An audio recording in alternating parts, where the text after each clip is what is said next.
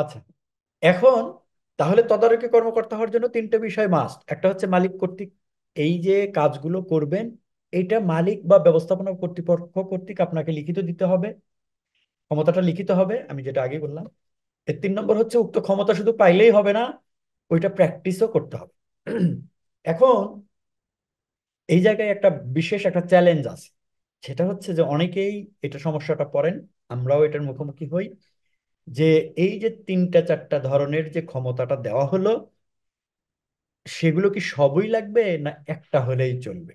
এটা debatable question. আইনে এটার কোনো ধারণা নাই। আমরা আমাদের মতো করে ব্যাখ্যাই বলি, এটা ভুলও হতে পারে, ঠিকও হতে পারে। যেহেতু আমরা আইনজীবী, আমরা আইনের ব্যাখ্যা, এক্সপ্লেনেশন দেওয়ার ক্ষমতা রাখি, এটা আমাদের লিগ্যাল ওপিনিয়ন দেওয়ার আমাদের অথরিটি আছে। আমরা বলি যে না, এক বা একাধিক হইলেই হলো, আপনি একটা হলেও পারতে পারেন। এমন প্রতিষ্ঠান আছে যে হয়তো 10,000 ওয়ার্কার নিয়ে কাজ করে, তাদের শুধু এরকমও হতে পারে যে শুধুমাত্র আহ, উনি আছেন যে প্রত্যেক দিন ওনার ডে টু ডে ওয়ার্ক হচ্ছে যে কাজের লক্ষ্যমাত্রা কি হবে এটা ঠিক করা, এরকম হতে পারে। তো আমি এখানে আসলে একটু ওয়াইড স্প্রেড করা হয়েছে যে না, আহ, কোনো গাইডলাইন দেওয়া হয়নি যে তিনটা চারটা করতে হবে না পাঁচটা করতে হবে না সবগুলোই করতে হবে না একটা করলেই চলবে।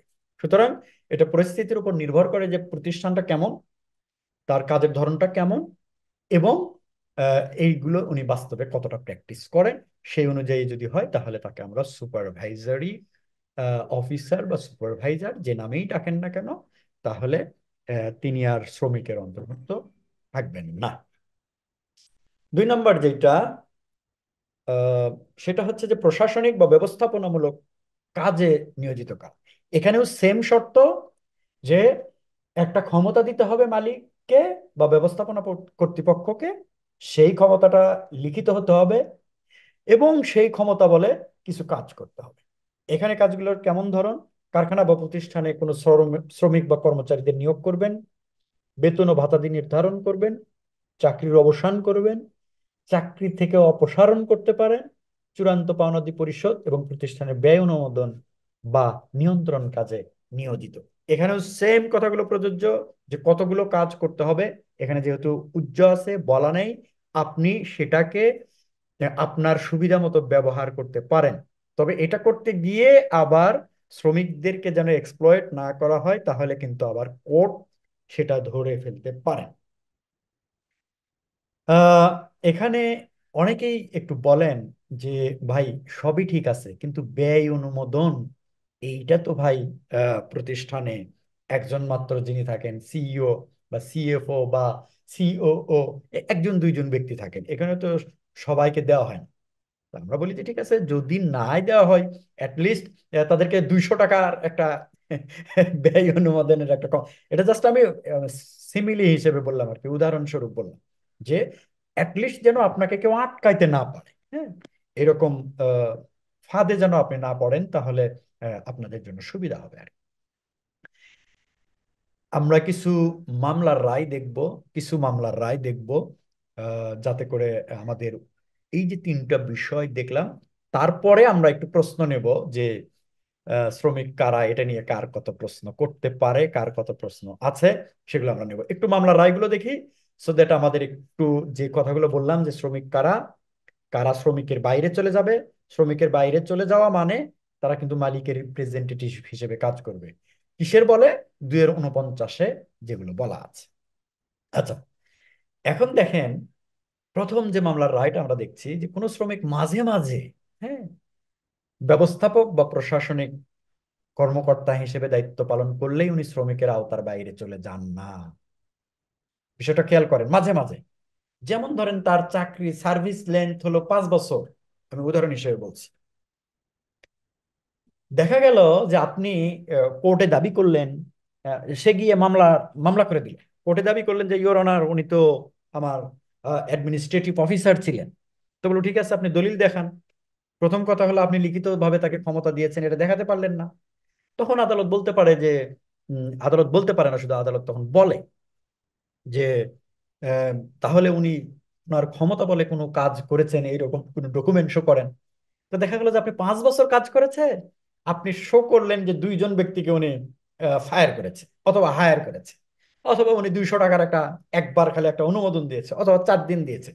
এই যে আপনি 5 বছর, 365 দিনে 1 বছর, মানে প্রায় 1000 দিনের বেশি তার ওয়ার্কিং ডে, আপনি একটা দুইটা জিনিস দিয়ে এইটাকে বলতে পারবেন না যে সে নিয়মিতভাবে অ্যাডমিনিস্ট্রেটিভ কাজ করত।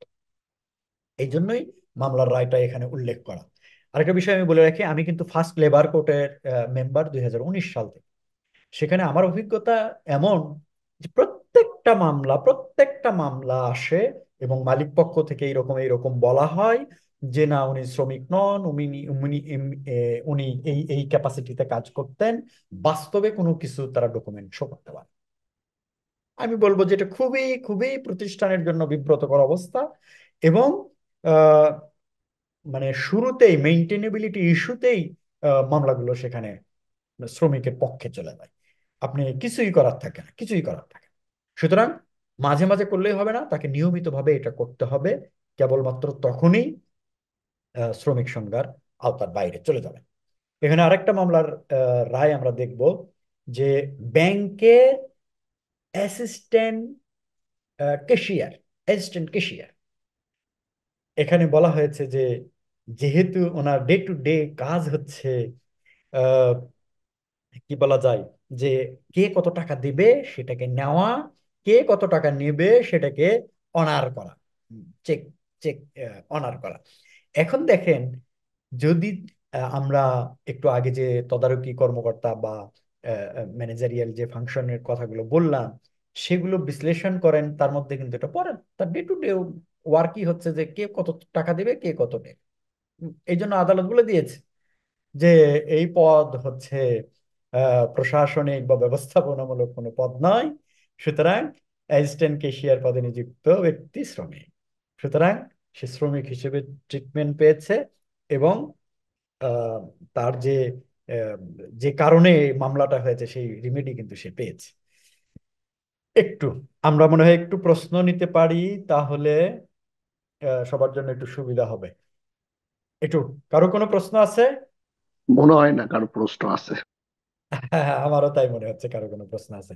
আচ্ছা, মনির ভাই কি জয়েন করেছিলেন, উনি আছেন? আচ্ছা, নাই নাই নাই নাই। আচ্ছা, তাহলে আমরা নেক্সটে চলে যাই। ওয়েলফেয়ারের যারা আছেন, ওয়েলফেয়ার, আপনারা কেউ একজন একটু রেসপন্ড করেন, আপনারা শ্রমিক না মালিক? স্যার আমরা শ্রমিকই তো মালিক। মনে হচ্ছে।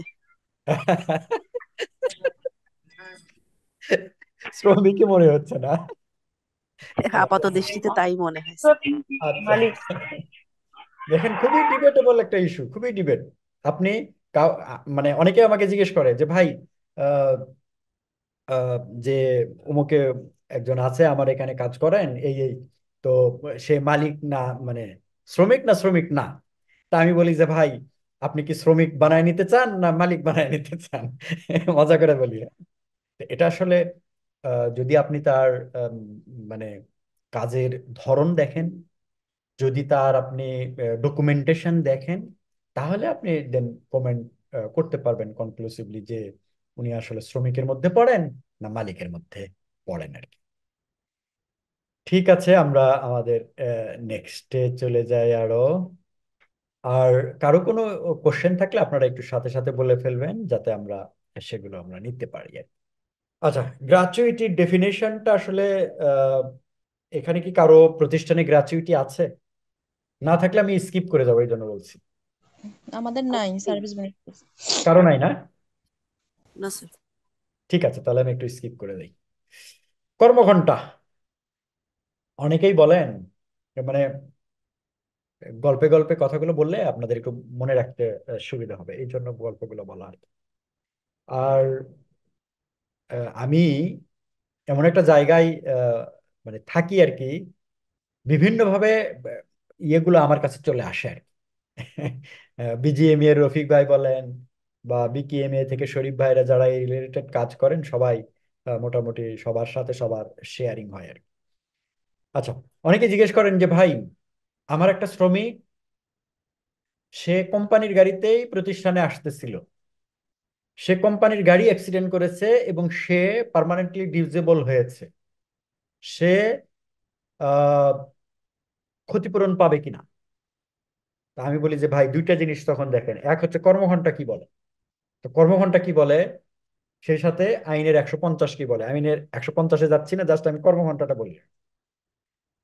বলে যে ভাই ওখানে তো বলা আছে যে আহার এবং বিশ্রামের সময় ব্যতীত যে সময়টা কাজ করার জন্য মালিকের এখতিয়ারাধীন থাকে শ্রমিক, সেটাকে কর্মঘন্টা বলে।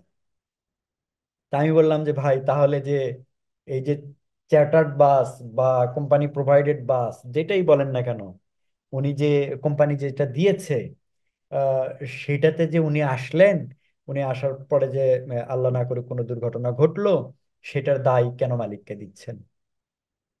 কারণ কর্মঘন্টার মধ্যে যদি উনি না থাকেন সেই দায় তো মালিক নেবেন না। কর্মঘন্টার মধ্যে যদি কোনো কিছু ঘটে সেই দায়টা মালিক নেবেন। আশা করি আপনারা বুঝতে পেরেছেন বিষয়টা। 2 নম্বর, 2 নম্বর বলতে এখানে নাম্বারিং যাই থাক, পরের ইস্যুটা আর কি, প্রস্তুতি কল্যাণ। প্রস্তুতি কল্যাণের ডেফিনেশনটা হচ্ছে যে কোনো মহিলা যদি প্রস্তুতি হওয়ার কারণে যে সুবিধাটা পান, সেটাকেই প্রস্তুতি কল্যাণ সুবিধা বলে। এখানে অনেকেই জিজ্ঞেস করেন যে ভাই প্রস্তুতি কল্যাণ সুবিধাও পাবে, আবার অ্যাট দ্য সেম টাইম উনি কি তার যে চলমান বেতন সেটাও পাবেন? না। যখন উনি সুবিধাটা পাবেন তখন অটোমেটিক্যালি তার আহ, পাওনা যে চলতি যে বেতন ওটা বন্ধ হয়ে যায়। কারণ কি, কারণ হচ্ছে যে আইনে আসলে বলা আছে যে সুবিধা হিসাব করে দিবেন। সুবিধাটা হিসাব করলে হয় কি যে একটু, যে তার যে চলমান যে বেতন আছে বা থাকে সেটার চেয়ে একটু বেশি বেতন পাওয়া যায়। তো এখন অনেকেই বলার চেষ্টা করেন যে বেতনও পাবে আবার সুবিধাও পাবে। নো, এই ধারণা ঠিক নাই। শুধুমাত্র সুবিধাই পাবেন যেহেতু এটা বেশি। আহ এখানে আরেকটা বিষয় আমি বলি, তাহলে আরো একটু বোঝার ক্লিয়ার হবে। আপনারা জানেন যে সরকারের যারা চাকরি করেন বা ব্যাংকেও যারা আছেন, তারা কিন্তু চলমান যে বেতন, ব্যাংকে আবার আপনি ম্যাটারনিটি লিভটা বেশি দেওয়া হয় 6 মান্থস, এবং সরকারের ক্ষেত্রেও 6 মান্থ।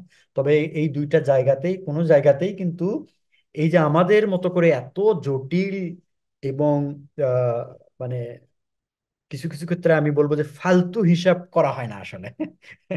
হ্যাঁ, ওখানে চলমান যে যে যার যার বেতন সেটা পাইতে থাকে আর কি। এটুকু যদি ক্লিয়ার থাকে, আমরা একটু শ্রমিকের শ্রেণীভাগটা দেখি। কারণ শ্রমিকের শ্রেণীভাগটা যদি আমাদের কাছে ক্লিয়ার হয়ে যায়, ওইদিকে অনেকগুলো বিষয় আমাদের কাছে ক্লিয়ার হয়ে যাবে। এখানে আমরা 7 শ্রেণীর শ্রমিকের কথা বলা হচ্ছে। নাম্বার 1 হচ্ছে শিক্ষাধীন, বদলি, সাময়িক, অস্থায়ী, শিক্ষানবিশ, স্থায়ী এবং হলো মৌসুমী। মৌসুমী শ্রমিকটা ভুলে যান। মৌসুমী শ্রমিকগুলো সাধারণত মৌসুমী কারখানায় থাকে।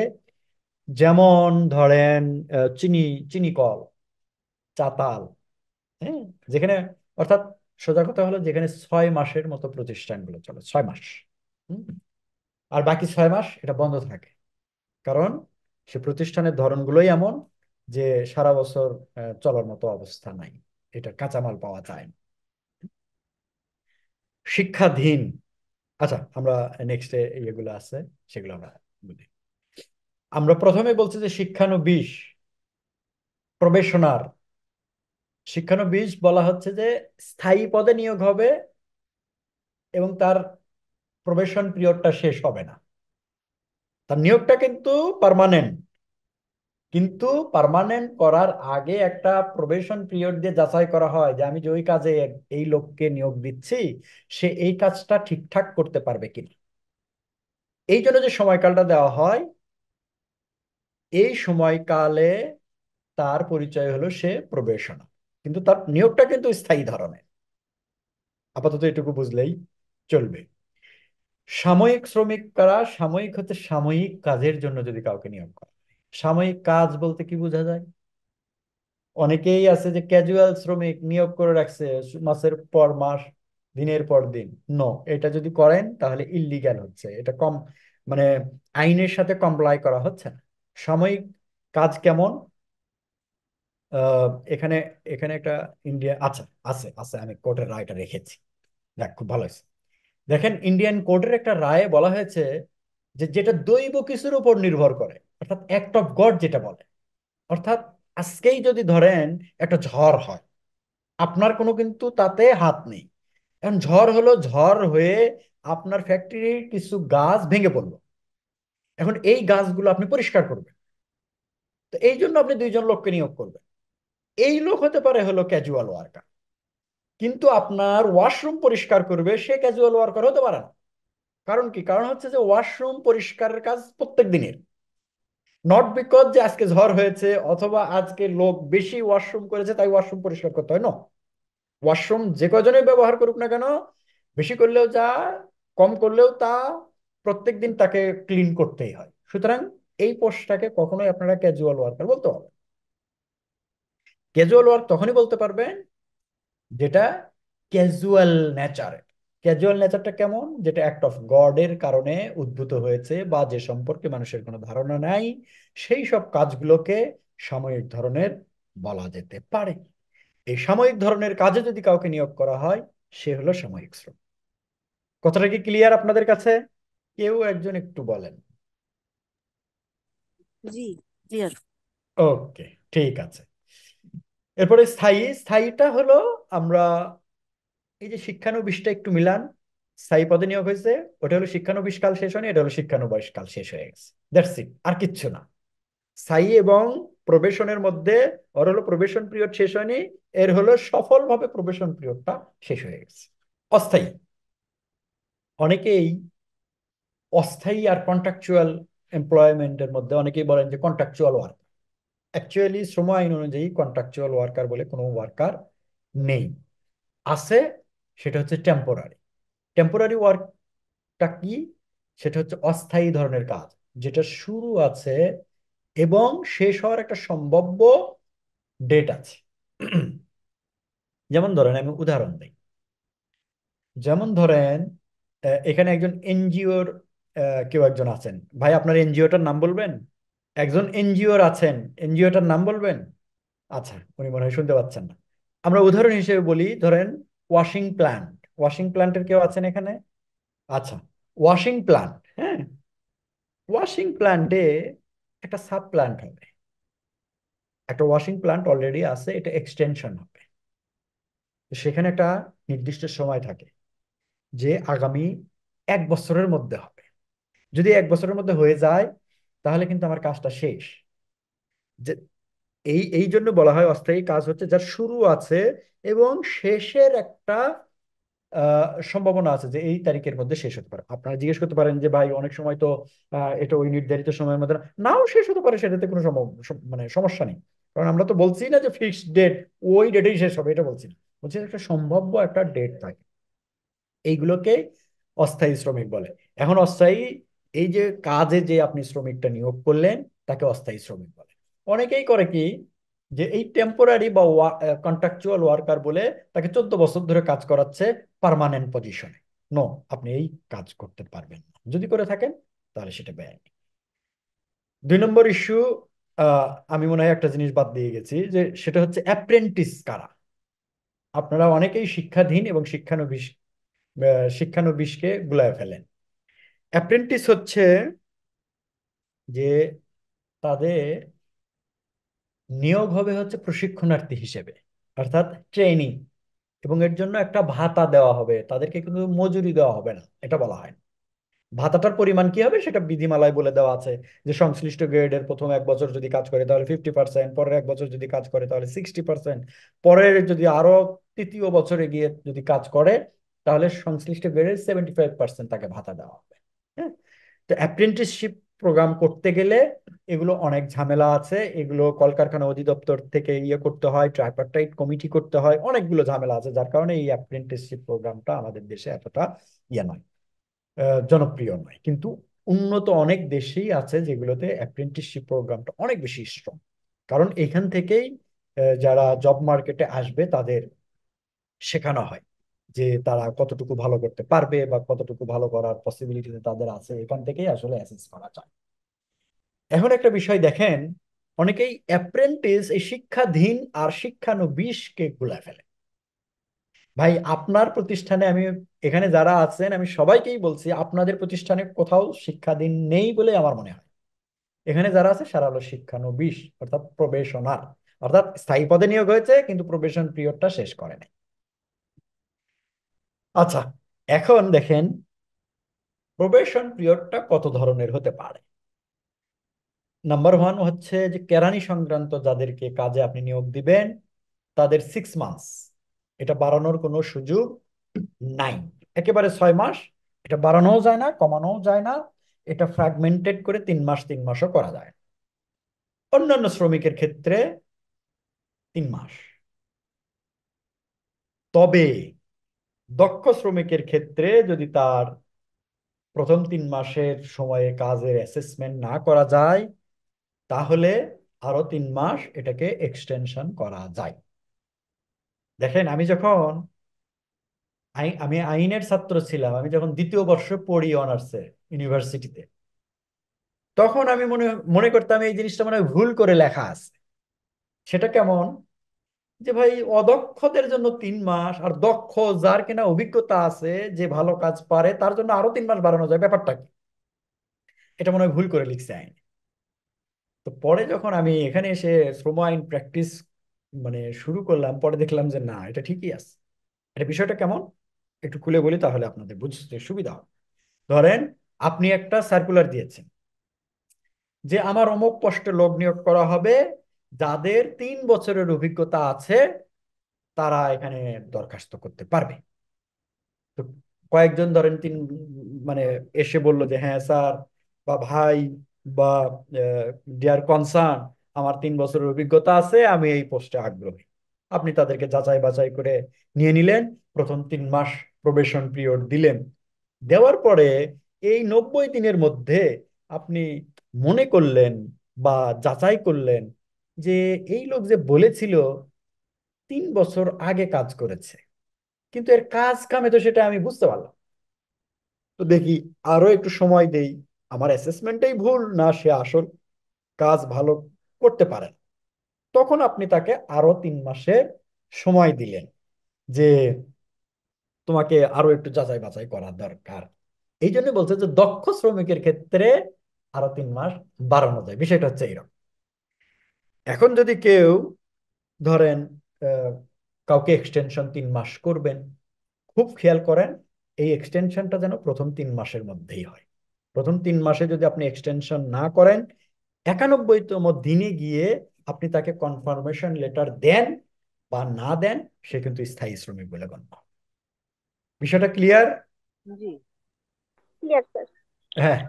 তাহলে ক্লিয়ার। যদি কাউকে আপনি 3 মাস এক্সটেনশন করতে চান, প্রথম 90 দিনের মধ্যেই করতে হবে, আদারওয়াইজ এটা কিন্তু আর করা যায় না। আচ্ছা, এখন একটু দেখেন আমরা শ্রম আইনে তো আসলে অনেকগুলো ভাবে চাকরি অবসানের ধরন বলা আছে। আহ, সেখানে অনেকে আমাকে জিজ্ঞেস করে যে ভাই, আমি একটু শ্রম আইন নিয়ে কাজ করতে চাই, অথবা আমি চাকরি করি এইচআরে, তো শ্রম আইন তো আমি আসলে সবগুলো পড়তে পারবো না, সবগুলো ধারা তো আর আমার জন্য দরকারও না, তা আমি কোন ধারাটা পড়লে আমার জন্য সুবিধা? আমি বলি যে ভাই, আপনি ধারা 3 থেকে শুরু করে 33 পর্যন্ত যদি আপনি হাফেজ হইতে পারেন, আপনার 60 to 70% কাজ কভার হয়ে যায়, আর কিচ্ছু লাগে না। তাহলে 3 থেকে 33, অর্থাৎ দ্বিতীয় অধ্যায়, অর্থাৎ চাকুরির শর্তাবলী যে অধ্যায়ে বলা আছে সেই অধ্যায়টাকেই বলা হয় আপনার দ্বিতীয় অধ্যায় বা 3 থেকে 33। এখানে সেপারেশন অফ এমপ্লয়মেন্ট, ম্যাক্সিমাম ক্ষেত্রে দেখবেন যে টার্মিনেশন করেছে সেখানে ভুলভাল, ডিসচার্জ হয়েছে সেখানে ভুলভাল, বরখাস্ত তো কোনো কথাই নেই। আমার 11 বছরের লাইফে আমি কাউকে দেখি নাই, একটা মনে হয় আমি দেখেছিলাম যে বরখাস্ত ঠিকঠাক হয়েছে, একটা সম্ভবত এই 11 বছরে আমি কাউকে দেখি নাই যে বরখাস্ত ঠিক মতো করতে পারছে। ওই ডিসিপ্লিনারি প্রসিডিউরটা ঠিক মতো করতে পারে না, তারা ইনকোয়ারি কমিটি ঠিক মতো করতে পারে না, ইনকোয়ারি ঠিক মতো করতে পারে না, কোথাও না কোথাও ল্যাক থেকে যায়। যার ফলে আদালতে যায়, এগুলোকে আদালত বাতিল করে দিয়ে তাকে দুইটা কাজ করে, হয় তাকে টার্মিনেশন বেনিফিট দিয়ে তাকে বিদায় করে দিতে বলে, অথবা তাকে স্বপদে বহাল করে দিতে বলে। ঝামেলা আছে। সুতরাং সেপারেশন এমপ্লয়মেন্ট আমরা একটু দেখি যে টার্মিনেশন টার্মিনেশন একটা হচ্ছে যে মালিক করতে পারেন, আর একটা হচ্ছে শ্রমিক নিজেও রেজিগনেশন দিতে পারেন, যেটা আমরা টার্মিনেশন বাই এমপ্লয়ি বা ওয়ার্কার বলি আইনে। আর আমরা রেজিগনেশন আমরা নিজেরা ঠিক করে নিয়েছি যে এটাকে রেজিগনেশন বলা যায় আর কি। এরপরে হলো ডিসচার্জ। ডিসচার্জটা হচ্ছে যে দুইটা কারণ, একটা হচ্ছে শারীরিক বা মানসিক অক্ষমতা, যে ফিজিক্যাল আর মেন্টাল ইনক্যাপাসিটি ধারা 22। আরেকটা হচ্ছে কন্টিনিউয়াস ইল হেলথ। যদি তার ধরেন এখানে একটা মামলার রায়ও সম্ভবত আমি রেখেছি, আপনারা দেখলেই বুঝতে পারবেন যে অব্যাহত ভগ্ন স্বাস্থ্য কাকে বলে। যেমন ধরেন আমি আহ, আমাকে একটা মাল্টি ন্যাশনাল কোম্পানি থেকে গত বছর দেড়েক আগে বলছিল যে ভাই, একজন আমাদের খুব পুরানো এমপ্লয়ি এবং খুবই কাজের মানুষ, উনি প্রায় 1.5 বছর যাবত ক্যান্সারের আক্রান্ত, এবং তার এখন যে অবস্থায় এই 4th স্টেজে আছেন, উনি এখান থেকে কাম ব্যাক করার কোনো উপায় নাই। তাই বললাম যে ভাই, আমরা তার প্রতি সিম্পেথাইজড অবশ্যই, কোম্পানি চাইলে এই ক্ষেত্রে তাকে ডিসচার্জ করতে পারে। এরপরে হচ্ছে বরখাস্ত বা অপসারণ। আপাতত এইটুকু শুধু মনে রাখেন যে বরখাস্ত বা অপসারণ দুইটাই যাই করেন না কেন একই প্রসিডিউর ফলো করতে হয়। বরখাস্ত বা অপসারণ, ডিসমিসাল অর রিমুভাল, প্রসিডিউর একই, কিন্তু শাস্তির মাত্রা একটু কম বেশি আছে। বরখাস্তটা একটু একেবারেই মানে ফায়ার করে দেওয়া আর কি। আর রিমুভালটা হচ্ছে যে ফায়ার করলেন না, কিন্তু তার একটা ওই যে সৌদি আরবের শাস্তির মতো একটা নখ কাটে দিলেন এইরকম এইরকম আর কি। তো এটা দুইটা কারণে করা যায়, একটা হচ্ছে ফৌজদারি অপরাধে যদি কেউ কনভিক্টেড হয় তাহলে, আর একটা হচ্ছে অসদাচরণের যদি আহ, দোষের কেউ দোষী হয়, সেটা যদি প্রপার ইনকোয়ারি কমিটির মাধ্যমে তাকে আহ, দোষী সাব্যস্ত করা হয় দেন। আরেকটা হচ্ছে অবসর। অবসর হচ্ছে স্বাভাবিক অবসর। স্বাভাবিক অবসর আপনারা মোটামুটি সবাই জানেন, সেটা হচ্ছে 60 বছর গেলে স্বাভাবিক অবসর হয়। তবে স্বেচ্ছায় অবসরও নেওয়া যায়। কেউ যদি 25 বছর কাজ করে বলে যে স্যার আমার আহ, আর ভাল লাগছে না, আমি আর কাজকর্ম করব না, আমি এখন ধর্মকর্ম করব, সোশ্যাল ওয়ার্ক করব, আমি এখন লেখালেখি করব, অনেকেই অনেক কাজই করতে পারে, সুতরাং আমি এখন স্বেচ্ছায় অবসরে যেতে চাই, তাহলে সেটারও সুযোগ আছে যদি কেউ 25 ইয়ার্স কমপ্লিট করে। ছাঁটাইয়ের ক্ষেত্রে হলো সোজা কথা যে প্রয়োজন যদি না থাকে, অপ্রয়োজনীয়তার কারণে যদি কাউকে ছাঁটাই করা হয়, অথবা লে অফ চলতেছে চলতেছে চলতেছে, এমন ভাব এমন অবস্থা, লে অফ থেকে প্রতিষ্ঠান আর কাম ব্যাক করার সুযোগ নেই, তখন সবাইকে ছাঁটাই করে। মৃত্যু মৃত্যু দুইটা বিষয়, একটা হচ্ছে স্বাভাবিকভাবে মৃত্যু যদি হয়, সেটা 19 ধারা অনুযায়ী ক্ষতিপূরণ পান। আর দুর্ঘটনায় যদি মৃত্যু হয়, তাহলে 19 ধারা অনুযায়ী পান, 151 অনুযায়ী পান, রিটায়ারমেন্ট বেনিফিট পান। এগুলো যখন আমরা যেটা বলবো সেগুলো নিয়ে বিস্তারিত আলোচনা করব। আমরা একটু মৃত্যুজনিত ক্ষতিপূরণটাই আগে বলি, তাহলে সুবিধা হবে, যেহেতু ধারাটা 19টাই আগে আছে, যদিও আমার ওই লিস্টে সব শেষে ছিল, কিন্তু একটু রিভার্স করলাম, শুরু থেকে শেষ না শেষ থেকে শুরু। আচ্ছা, দেখেন, মৃত্যুজনিত ক্ষতিপূরণ কেউ যদি দাবি করে বা পাওয়ার যদি কারো অধিকার জন্মায়, তাহলে তাকে অবিচ্ছিন্নভাবে মিনিমাম 2 বছর কাজ করতে হয়। অবিচ্ছিন্নভাবে 2 বছর। যেমন ধরেন যে আজকে এমএসসিটি তে কাজ করলো 6 মাস, কালকে বিইএফ এ কাজ করলো 6 মাস, আর তারপরের দিনে বিজিএমইএ তে কাজ করলো আর 1 বছর। বললো যে স্যার আমার সার্ভিস লেন 2 ইয়ার্স হয়ে গেছে, তাহলে হবে না। আপনাকে হয় এমএসসিতে দিতে 2 বছর মিনিমাম থাকতে হবে, অথবা বিইএফ এ অথবা বিজিএমই তে, যেখানেই হোক অবিচ্ছিন্নভাবে 2 বছর কাজ করতে হবে। যদি হয়, তাহলে যদি চাকরিরত অবস্থায় কোনো ব্যক্তি মারা যায়, খেয়াল করেন আমার কথাটা, খেয়াল করেন আমি কোন জায়গাটা জোর দিচ্ছি, চাকরিরত।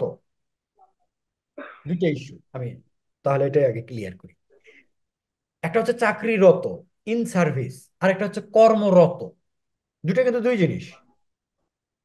আমি হাবিব, আমি বিইএফ এ চাকরিরত, কিন্তু এখন এই মুহূর্তে কিন্তু আমি বিইএফ এ কর্মরত। এইটুকু ক্লিয়ার কিনা? জি জি ক্লিয়ার। হ্যাঁ, ক্লিয়ার। স্যার তাহলে কিছু তাহলে মৃত্যুজনিত সুবিধাটা বুঝতে সুবিধা হবে। একটা হচ্ছে যে চাকরিরত, অর্থাৎ আপনার চাকরি আছে, আপনি যেখানেই থাকেন না কেন। 2 নম্বর হচ্ছে আপনার চাকরি আছে এবং সেই সাথে আপনি অফিসে আছেন, আপনার কাজে আছে, সেটাকে বলে কর্মরত। তো এরকম যদি হয় কেউ 2 বছর কাজ করেছে কিন্তু চাকরিরত অবস্থায় মারা গিয়েছে, তাহলে প্রত্যেক বছরের জন্য 30 দিনের মজুরি, অথবা যদি 6 মাসের বেশি হয়, তাহলে সেটাকে 1 বছর ধরে 30 দিনের মজুরি, অর্থাৎ কারো দেখা গেল 5 বছর 6 মাস 2 দিন হয়েছে, তাহলে সে 6 বছরের জন্য 6টা 30, অর্থাৎ 6 মাসের বেসিক স্যালারি পাবে। 2 নম্বরে এসে দেখেন যে কেউ যদি কর্মরত অবস্থায় থাকে অথবা কর্মকালীন দুর্ঘটনার কারণে পরবর্তীতে মারা যায়। এখানে একটা উদাহরণ হিসেবে বলা যায় প্লাম্বার। প্লাম্বার প্লাম্বারের কাজ হচ্ছে যে আমাদের স্যানিটারি মিস্ত্রি আর কি, আমরা সোজা বাংলায় বলি আরে। তো এই ব্যক্তি ধরেন 6 তলায় কাজ হচ্ছে, 6 তলায় কাজ করতে গিয়ে প্রতিষ্ঠানের কিন্তু এমপ্লয়ি প্লাম্বার হিসেবে অ্যাপয়েন্টেড, সেও এখান থেকে পড়ে অসুস্থ হয়ে পড়ে। দুটো ঘটনা ঘটতে পারে, ওখান থেকে পড়ে ওখানে ডেট, স্পট ডেট এক, ওইখান থেকে পড়ে স্কয়ার হসপিটালে ভর্তি হলো, 3 দিন পরে মারা গেল। ঘটনা কিন্তু একই। ওখানে মরে গেলেও যে সুবিধাটা পেতেন, স্কয়ারে গিয়ে 3 দিন পরে যদি মারা যান ওনার পাওনাটা একই থাকবে, যে প্রত্যেক বছরের জন্য 45 দিনের মজুরি অথবা গ্র্যাচুইটি যেটা অধিক হবে সেটা পাবে। 3 নম্বর ইস্যু হচ্ছে, এইটাই সবচেয়ে সেন্সিটিভ এবং মোস্ট ইম্পর্টেন্ট, খুবই গুরুত্বপূর্ণ। সেটা হচ্ছে যে কেউ যদি এইরকম চাকরিরত বা দুর্ঘটনারত অবস্থায় মারা যায় এবং তার যদি আহ, অবিচ্ছিন্নভাবে চাকরির যে শর্ত 2 বছর সেটা যদি পরিপূরণ করে, তাহলে মৃত্যুজনিত ক্ষতিপূরণ পাবে। এবং এই মৃত্যুজনিত ক্ষতিপূরণ পাবে তার অবসর হইলে যে ক্ষতিপূরণ পাইতো তার অতিরিক্ত। যেমন ধরেন একজন ব্যক্তি মারা গিয়েছে 5 বছর, আচ্ছা আরেকটু সহজ হবে হিসাবটা, 10 বছর কাজ করার পরে বাসায় হার্ট অ্যাটাক করে মারা গেছে 10 বছর, তাহলে সে 10 বছরের চাকরির বেনিফিট কি পেত? সে 10 বছরের 10টা বেসিক স্যালারি পাবে। ধরে নিতে হবে যে সে রিটায়ারমেন্টে গেছে, 28-এর 3 অনুযায়ী সে প্রত্যেক মাসের জন্য, বছরের জন্য 30 দিনের মজুরি পাবে, অর্থাৎ 10 মাসের জন্য 10টা বেসিক। এরপরে যেহেতু সে বাসায় হার্ট অ্যাটাকে মারা গেছে, চাকরিরত অবস্থায় ছিল, তাহলে সে পাবে আরো 10টা বেসিক, অর্থাৎ তার 20টা বেসিক হবে। এটা একটা ইস্যু। 2 নম্বর ইস্যু হচ্ছে যে 10 বছর কাজ করেছে, ওই সেই প্লাম্বার কাজ করতে গিয়ে মারা গিয়েছে, তাহলে সে রিটায়ারমেন্ট বেনিফিট হিসেবে পাবে 10 বছরের জন্য 10টা বেসিক, এবং এখানে 1.5 মাস করে হিসেবে 15টা বেসিক, অর্থাৎ সে 25টা বেসিক পাবে। কনসেপ্ট ক্লিয়ার কিনা এইটুকু যদি একটু সাপ্লিমেন্ট করেন, এটা নিয়ে অনেক কনফিউশন।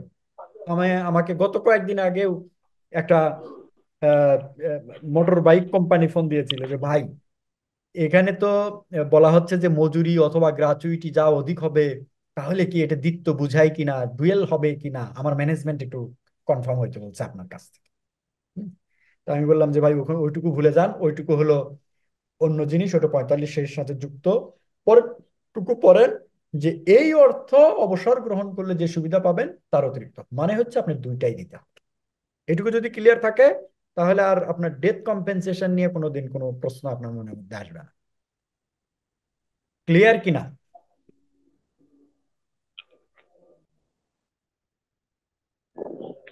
স্যার, জি চাকরিরত আর কর্মরত এই জিনিস দুইটা আমি ক্লিয়ার না, আর একটু বলবেন please. G G, sure sure sure, আমি তো এইটাই চাচ্ছি যে আপনারা একটু আমাকে বলেন যে কোন জায়গাটা ক্লিয়ার না। প্লিজ নিজের মনের মধ্যে কথাটা রেখে দিয়েন না, তাহলে আপনি ক্ষতিগ্রস্ত হবেন। আলটিমেটলি আমার হয়তো ক্ষতি হবে না, তবে আমার দায় থাকবে একটা, যে আমি ঠিক মতো পয়সাটা হালাল করে নিই নেই আর কি। আমি ওই যে ওই কাজটা না করার চেষ্টা করি আর কি, যেন আমার সেশন থেকে কেউ মানে ক্লিয়ার কনসেপ্ট ক্লিয়ার না হয়ে যেন না যায়, আমি এই জিনিসটা চেষ্টা করি। চাকরিরত হচ্ছে যে আমি একটু উদাহরণ দিই, আপনার প্রতিষ্ঠানের নামটা বলেন। AP apparels limited. AP apparels limited. জি আপনি কি স্যার। এই মুহূর্তে জি ভাইয়া। কর্মক্ষেত্রে আছেন? যে আমি এখন আমার অফিসেই আছি। আচ্ছা, আপনার অফিস কয়টা পর্যন্ত? 7টা। আচ্ছা, এই যে দেখেন আপনি এই মুহূর্তে অফিসে আছেন, মানে হচ্ছে আপনি কর্মরত। আপনি 7টার পরে যখন বাসায় চলে গেলেন, তখন আর আপনি কর্মরত না, কিন্তু আপনার চাকরি কিন্তু ঠিকই আছে, আপনার চাকরি তো আর চলে যায় না। ওকে, নাও আই হ্যাঁ, আন্ডারস্ট্যান্ড। আপনি 7টার পরে আপনি ওয়ার্কিং আওয়ার শেষ, আপনাকে প্রতিষ্ঠান বলছে you may go to home জি। অথবা শপিং মল, যেখানেই যেতে চান ইচ্ছুক সেখানে চলে যেতে হুম। পারেন। তখন কিন্তু আর আপনি কর্মরত না, আপনি তখন চাকরিরত। আপনার চাকরি আছে কিন্তু কাজের মধ্যে নাই, সোজা কথা। জি, হ্যাঁ। আচ্ছা। বুঝেছি। হ্যাঁ। আহ এবার যদি ক্লিয়ার হয়ে থাকেন তাহলে বাকিটা আমার মনে হয় ক্লিয়ার। আর কেউ? হ্যাঁ ভাইয়া একটু, জি এই প্লিজ। চাকরিরত এবং কর্মরত অবস্থায় মৃত্যুকালীন যে সুবিধাটা এটা একটু বলেন। জি, চাকরিরত বা কর্মরত অবস্থায় যদি কেউ মৃত্যুবরণ করে, এটা আসলে 2013-র আগে এটা ছিল না। 2013-র আগে যেটা ছিল সেটা হলো আচ্ছা, ওগুলো আলোচনাতে গেলে আরো বড় হবে। এটা 2013-তে অ্যামেন্ডমেন্ট নিয়ে এসে একটা চিন্তা করা হয়েছে যে একটা মানুষ যখন মারা যায়, একজন শ্রমিক যখন মারা যায়, তখন তার ফ্যামিলির যে লসটা হলো সেটাকে কিভাবে একটু মিনিমাইজ করা যায়। যদিও আমাদের দেশের ধরেন কম্পেনসেশন সিস্টেম তো আর এত বেশি স্ট্রং না, আমরা তো আর উন্নত দেশের মতো না। তখন করা হলো কি যে একজন ব্যক্তি কেউ যদি চাকরিরত থেকে অথবা কর্মরত থেকে মারা যায়, সে চাকরিরত বা কর্মরত থাকলে যে রিটায়ারমেন্ট বেনিফিট হিসেবে যেটা পেতেন সেটা পাবেন। ইন এডিশন, যেহেতু তিনি মারা গিয়েছেন, মারা যাওয়ার জন্য আরো একটা এডিশনাল বেনিফিট উনি পাবেন। অর্থাৎ দুইটা বেনিফিট তিনি পাবেন। আমরা উদাহরণ হিসেবে বলেছিলাম যে 10 বছর একজন কাজ করেছে, একজন স্যানিটারি মিস্ত্রি, সে মারা গিয়েছে কর্মরত অবস্থায়, তাহলে তার 10 বছরের জন্য 10টা বেসিক পাবেন রিটায়ারমেন্ট বেনিফিট হিসেবে। আর যেহেতু কর্মরত অবস্থায় মারা গিয়েছেন, প্রত্যেক বছর 1.5 মাস করে হিসাব করলে 15 মাসের বেসিক স্যালারি পাবেন ইন এডিশন হিসাবে, মৃত্যুজনিত ক্ষতিপূরণ হিসেবে। তাহলে তার ক্ষতিপূরণ দাঁড়ালো 25 মাসের বেসিক স্যালারি। জি স্যার, থ্যাংক ইউ। ওকে।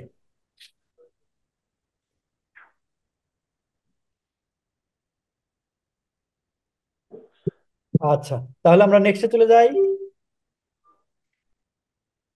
আচ্ছা, ছাঁটাই। ছাঁটাইয়ের ক্ষেত্রে আমরা যেটা বললাম যে প্রয়োজনের অতিরিক্ত যদি হয়ে যায় তাহলে ছাঁটাই করা যায়। ছাঁটাইয়ের ক্ষেত্রে কিছু রুলস এন্ড রেগুলেশনস আছে। যেমন ধরেন, কোনো যদি বিশেষ শ্রেণীর শ্রমিককে যদি ছাঁটাই করার দরকার হয়, তাহলে একটা রুলস ফলো করতে হয়, লাস্ট কাম ফার্স্ট আউট। হ্যাঁ। যেমন ধরেন, আহ, আপনাদের প্রতিষ্ঠানের উদাহরণগুলো দেই তাহলে আমাদের জন্য একটু সুবিধা হয়। সেটা কেমন, ধরেন আপনার এখানে ফিনিশিং সেকশন আছে। ফিনিশিং সেকশন, আচ্ছা, ফিনিশিং সেকশন সবার মধ্যে সবার প্রতিষ্ঠানে নাও থাকতে পারে, এই জন্য একটু আবার ঝামেলা হতে পারে। ধরেন আপনার এখানে ক্লিনিং সেকশন আছে, ক্লিনিং, ওয়াশরুম পরিষ্কার করে। তো ওয়াশরুম পরিষ্কার করে ধরেন 40 জন শ্রমিক ছিল আগে। তো এখন দেখা গেল ওয়াশরুমের সংখ্যা যে কোনো কারণে কমে গিয়েছে, আপনার এখানে ওয়ার্কার কমে গিয়েছে, যার কারণে ওয়াশরুম আর এতগুলো ব্যবহার করার দরকার হয় না, 40 জন লোকের দরকার নাই। এই 40 জন শ্রমিককে আপনি 30 জনে নিয়ে আসবেন। তাহলে কিভাবে নিয়ে আসবেন? Last come first out. এখন আপনি ধরেন ক্লিনিং এর লোক পরিষ্কার করবেন, 10 জনকে ছাঁটাই করবেন, আপনি কিন্তু পুরা প্রতিষ্ঠান থেকে এটা করতে পারবেন না, শুধু ক্লিনিংকেই আপনার চিন্তা করতে হবে।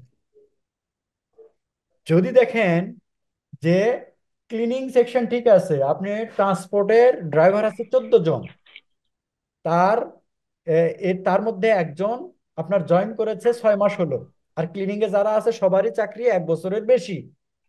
আপনি কিন্তু বলতে পারবেন না যে না, ওই ড্রাইভার যেহেতু লাস্ট কাম ফার্স্ট আউট বলছে ছাঁটাই, ওই ড্রাইভারকে আমি বাদ দেবো। আপনি কিন্তু সেটা করতে পারবেন। ছাঁটাইয়ের ক্ষেত্রে সোজা কথা পিক অ্যান্ড চুজ করা যায় না। যেই সেক্টরের শ্রমিক বা যেই সেকশনের শ্রমিক বা যেই ডিপার্টমেন্টের শ্রমিককে আপনি বাদ দিতে চান, তাদের মধ্যে লাস্ট কাম ফার্স্ট আউট। আরেকটা বিষয় যে কারণে ছাঁটাই করা যায় সেটা হচ্ছে যে আমি আগেও বলেছিলাম, একটু মনে আছে কিনা একটু খেয়াল করে দেখেন, যে 45 দিন প্রথমে লে অফ করলেন, এরপরে যদি আপনি আরো 15 দিন বাড়াতে চান তাহলে বাড়াতে পারেন। অথবা যদি আপনি মনে করেন বা প্রতিষ্ঠান যদি মনে করে যে না, এখানে আমি বাড়িয়েও কোনো লাভ নাই, সুতরাং আমার প্রতিষ্ঠানটা বন্ধ করে দেওয়াই ভালো হবে, সেই ক্ষেত্রে সবাইকে ছাঁটাই করে ছাঁটাই বেনিফিট দিয়ে বিদায় করে দিতে পারেন। আমরা একটু দেখি যে ছাঁটাই তো আমরা বললাম যে কোন কারণে করা যায়, এবার কিভাবে করতে হয়। যাদের চাকরি 1 বছর শুধু তাদের ক্ষেত্রে প্রযোজ্য। এখন জিজ্ঞেস করতে পারেন যে যাদের চাকরি 1 বছর নয় তাদের কি হবে। যদি কারো চাকরি 1 বছরের কম হয় তাহলে ছাঁটাইয়ের জন্য কোনো কিছুই লাগবে না, খালি বলে দিবেন যে ভাই তোমাকে ছাঁটাই করা হলো, একটা নোটিশ টোটিশ ফরমাল যে বিধিবিধান গুলো আছে তার জন্য আর ওই 1 মাসের নোটিশের দরকার হয় না। কিন্তু যদি কারো চাকরি 1 বছরের বেশি হয় তাহলে তাদের ক্ষেত্রে 1 মাসের একটা লিখিত নোটিশ দিতে হয়, বা নোটিশের পরিবর্তে পেমেন্ট। 2 নম্বর হচ্ছে নোটিশের একটা কপি কলকারখানা অধিদপ্তরের মহাপরিদর্শকের কাছে পাঠিয়ে দিতে হয়, অথবা তার যদি কোনো প্রতিনিধি থাকে তার কাছে দিতে হয়। যেমন ধরেন গাজীপুরে তো আর কলকারখানার মহাপরিদর্শক বসেন না, ওইখানে একজন হয়তো ডিআইজি বসেন, উপমহাপরিদর্শক, তার কাছে দেবে। এবং আরেকটা কপি দিতে হয় যদি প্রতিষ্ঠানে ট্রেড ইউনিয়ন বা সিবিএ থাকে, যদি থাকে। যদি না থাকে তাহলে এটা দেওয়ার কোনো দরকার নেই। তাহলে ছাঁটাইয়ের পদ্ধতি তিনটা, একটা হচ্ছে 1 মাসের একটা নোটিশ দিতে হয় অথবা নোটিশের পেমেন্ট দিতে হবে। 2 নম্বর হচ্ছে যে একটা নোটিশের একটা কপি কলকারখানা মহাপরিদর্শককে দিতে হবে। যদি 3 নম্বর, যদি আপনার প্রতিষ্ঠানে সিবিএ বা ট্রেড ইউনিয়ন থাকে তাহলে ট্রেড ইউনিয়নকে দিতে হবে। এখন এই যে নোটিশ নোটিশ বা নোটিশের পেমেন্ট, এটা কি হবে, বেসিক স্যালারি হবে না গ্রোস স্যালারি হবে? কেউ একটু সাপ্লিমেন্ট করতে পারবেন?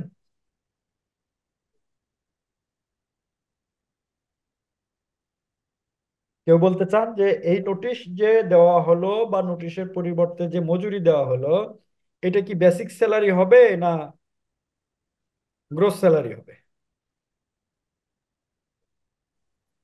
এটা বেসিক হবে না? না, আপনি একটু শিওর হয়ে বলেন। আমার আচ্ছা, আমাকে কোশ্চেন করলে তো আবার মুশকিল, আমি বলেছি।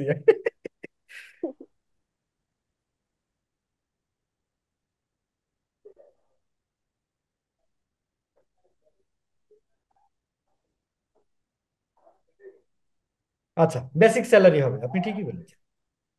ওটা কোথায় আছে আমরা সেটা বলবো। আপাতত এইটুকু। ছাঁটাই করলে আরেকটা কাজ হয়। আরেকটা, আমি বলছি যে ছাঁটাই করলে কিন্তু অনেকগুলো আহ, মানে রুলস এন্ড রেগুলেশন ফলো করতে হয়। যেমন আমরা বললাম যে যাকে তাকে ছাঁটাই করা যায় না, last come first out follow করতে হয়। এরপরে আরেকটা অব্লিগেশন আছে যে এই যে ছাঁটাই করলেন, পরবর্তী 1 বছরের জন্য যদি ওই পোস্টগুলোতে আবার লোক নিয়োগ করেন, ওই পোস্ট, আমি বলছি ওই পোস্ট অর্থাৎ ক্লিনিং এ যদি আমরা ধরি, তাহলে কিন্তু আপনি ড্রাইভার পোস্ট নিয়োগ করতে তাদেরকে ডাকার দরকার নেই, অথবা ট্রান্সপোর্টে যদি হেল্পার হিসেবে দরকার হয় তাদেরকে কিন্তু ডাকার দরকার। পরবর্তী 1 বছরের মধ্যে যদি আপনি লোক নিয়োগ করতে চান যে যেই পদ থেকে আপনি ছাঁটাই করলেন সেই পদে, তাহলে যাদেরকে ছাঁটাই করা হয়েছিল তাদেরকে সর্বশেষ ঠিকানায়, জানা ঠিকানায় আপনার চিঠি দিতে হবে। তাদের তাদের সেই কে মানে সেই সব পদে আবার আবেদন করতে বলতে হবে, অফার করতে হবে। যদি তারা তাতে আগ্রহী হয়, যদি অ্যাপ্লিকেশন দেয়, তাহলে তাদেরকে অগ্রাধিকার দিতে হবে। এবং দেখা গেল যে আমি ক্লিনিং এ 10 জনকে ছাঁটাই করেছিলাম, এখন আবার 3 জনকে নিতে চাই, আমি অফার করেছি, 7 জন অ্যাপ্লিকেশন দিয়েছে। এই 7 জনের মধ্যে দেখবেন যে কার সার্ভিস লেন্থ বেশি ছিল। দেখা গেল যে একজনের 4 মাস, একজনের 5 মাস, একজনের 2 দিন, একজনের 3 দিন।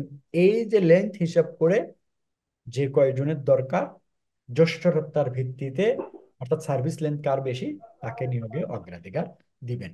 এই হলো মোটামুটি ছাঁটাই। আর ছাঁটাইয়ের ক্ষেত্রে ক্ষতিপূরণ, 30 দিনের মজুরি। আপনাদের এখানে যেহেতু গ্র্যাচুইটি নেই, গ্র্যাচুইটি নিয়ে কথাই বলার দরকার নাই।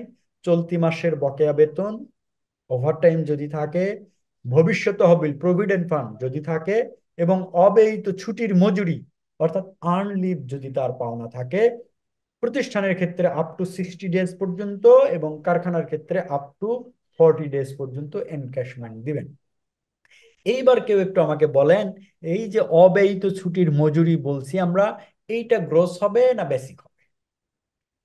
যিনি বলেছিলেন আগে তিনি আর বলতে পারবেন না, এবার অন্য কেউ একটু বলেন। এটা গ্রস হবে। জি, perfect, thank you, thank you so much. আপনারা তো আমার চেয়ে বেশি জানেন ভাই। আহ তাহলে এই অব্যয়িত ছুটির মজুরিটা হবে গ্রস। কোথায় বলা আছে আমরা সেগুলো একটু দেখছি। দেখেন, ওই যে আমরা বললাম যে কেন গ্রস বলছি, আইনের 14(3) বলা আছে যে এই অধ্যায়ের অধীন যেসব ক্ষতিপূরণ বা মজুরি আছে সেগুলো পূর্ববর্তী 12 মাসের মূল মজুরি, মহার্ঘ ভাতা, অ্যাডহক বা অন্তর্বর্তী মজুরি যদি থাকে এর গড়কে বোঝাবে। এটা আসলে এত কিছু করা হয় না, লাস্ট বেসিক ধরে হিসেব করে দেওয়া হয় আর কি। হ্যাঁ, সুতরাং বেসিক হিসাবটা হলো বেসিক। আইনের কোথায় বলা আছে? 14-3, সোজা হিসাব। এরপরে প্রভিডেন্ট ফান্ড যদি কোথাও থাকে, চাকরি তো শেষ, প্রভিডেন্ট ফান্ডের পয়সাটা কি হবে? বোথ কন্ট্রিবিউশন পাবে, না শুধু ওন কন্ট্রিবিউশন পাবে, না ইন্টারেস্ট সহ পাবে? এইটা নিয়ে একটা ঝামেলা তৈরি হয়। সেখানে বিধিমালার 263-তে বলা আছে তিনটা বিষয়। এক হচ্ছে যে কারো চাকরি যদি 2 বছর হয়, অথবা প্রভিডেন্ট ফান্ডের, খেয়াল করেন, একটু খেয়াল করেন, এই জিনিসটা একটু ক্রিটিক্যাল আছে, প্রভিডেন্ট ফান্ডের মেম্বারশিপের 1 বছর অথবা প্রতিষ্ঠানে চাকরি 2 বছর, যদি দুইটার একটা কেউ কমপ্লিট করে তাহলে সে বোথ কন্ট্রিবিউশন পাবে, অর্থাৎ মালিকের যে কন্ট্রিবিউশন সেইটা প্লাস যে নিজে যেটা জমা দিয়েছিল সেইটা, সাথে ইন্টারেস্ট। এখন কেউ দেখা গেল যে চাকরিও 2 বছর হয় নাই, আবার আপনার প্রভিডেন্ট ফান্ডের মেম্বারশিপের বয়সও 1 বছর হয় নাই, তাহলে কি হবে? তাহলে শুধু ওন কন্ট্রিবিউশন, অর্থাৎ শ্রমিক নিজে যেটা দিয়েছিল সেইটাই শুধু পাবে, আর কিছু না। 3 নম্বর আর একটা পজিশন, সেটা হচ্ছে যে চাকরির মেয়াদ যাই হোক না কেন, যদি কোনো কারণে প্রতিষ্ঠানটা বন্ধ হয়ে যায় অথবা যদি কোনো মৃত্যু হয়, তাহলে চাকরির মেয়াদ বা প্রভিডেন্ট ফান্ডের মেম্বারশিপের মেয়াদ যাই হোক না কেন, বোথ কন্ট্রিবিউশন অর্থাৎ মালিকের পোর্শন এবং শ্রমিকের পোর্শন সুদ সহ পাবে। ক্লিয়ার?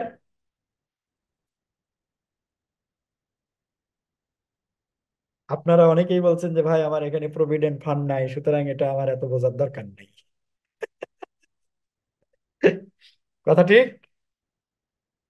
না না স্যার, আমি বর্তমানে যে প্রতিষ্ঠানে আছি এখানে যদি না থাকে, কিন্তু ভবিষ্যতে যদি অন্য কোনো প্রতিষ্ঠানে যাই জি সেখানে তো জি থাকতে জি, পারে। এটা তো বুঝে এই নিতে জন্য হবে, জানার তখন এই দরকার জন্য আছে। দরকার হবে আর কি। প্রভিডেন্ট ফান্ডের আমি আবারও বলি ছোট্ট করে, তাহলে বোঝা সুবিধা হবে। তিনটা পজিশন। এক হচ্ছে যে যদি চাকরি 2 বছর হয়, অথবা মেম্বারশিপের, প্রভিডেন্ট ফান্ডের মেম্বারশিপের 1 বছর হয়, যে কোনো একটা পূরণ করলেই বোথ কন্ট্রিবিউশন, মালিকের কন্ট্রিবিউশন ইন্টারেস্ট সহ পাবে। দুইটার একটাও পূরণ হলো না, অর্থাৎ চাকরিও 2 বছর হয় নাই, প্রভিডেন্ট ফান্ডের মেম্বারশিপ হিসেবেও 1 বছর হয় নাই, তাহলে সে শুধু নিজের কন্ট্রিবিউশনটা পাবে। আর থার্ড ওয়ান হচ্ছে প্রতিষ্ঠান বন্ধ হয়ে গেছে বা সংশ্লিষ্ট শ্রমিক মারা গেছে, চাকরির মেয়াদ যাই হোক, বোথ কন্ট্রিবিউশন। ভবিষ্যৎ তহবিলের অর্থ পরিশোধ, একটু জিনিস দেখেন, আমরা অনেক সময় অনেককে বরখাস্ত করি, বরখাস্ত করে বলি যে ভাই সে সব কিছু থেকে বঞ্চিত।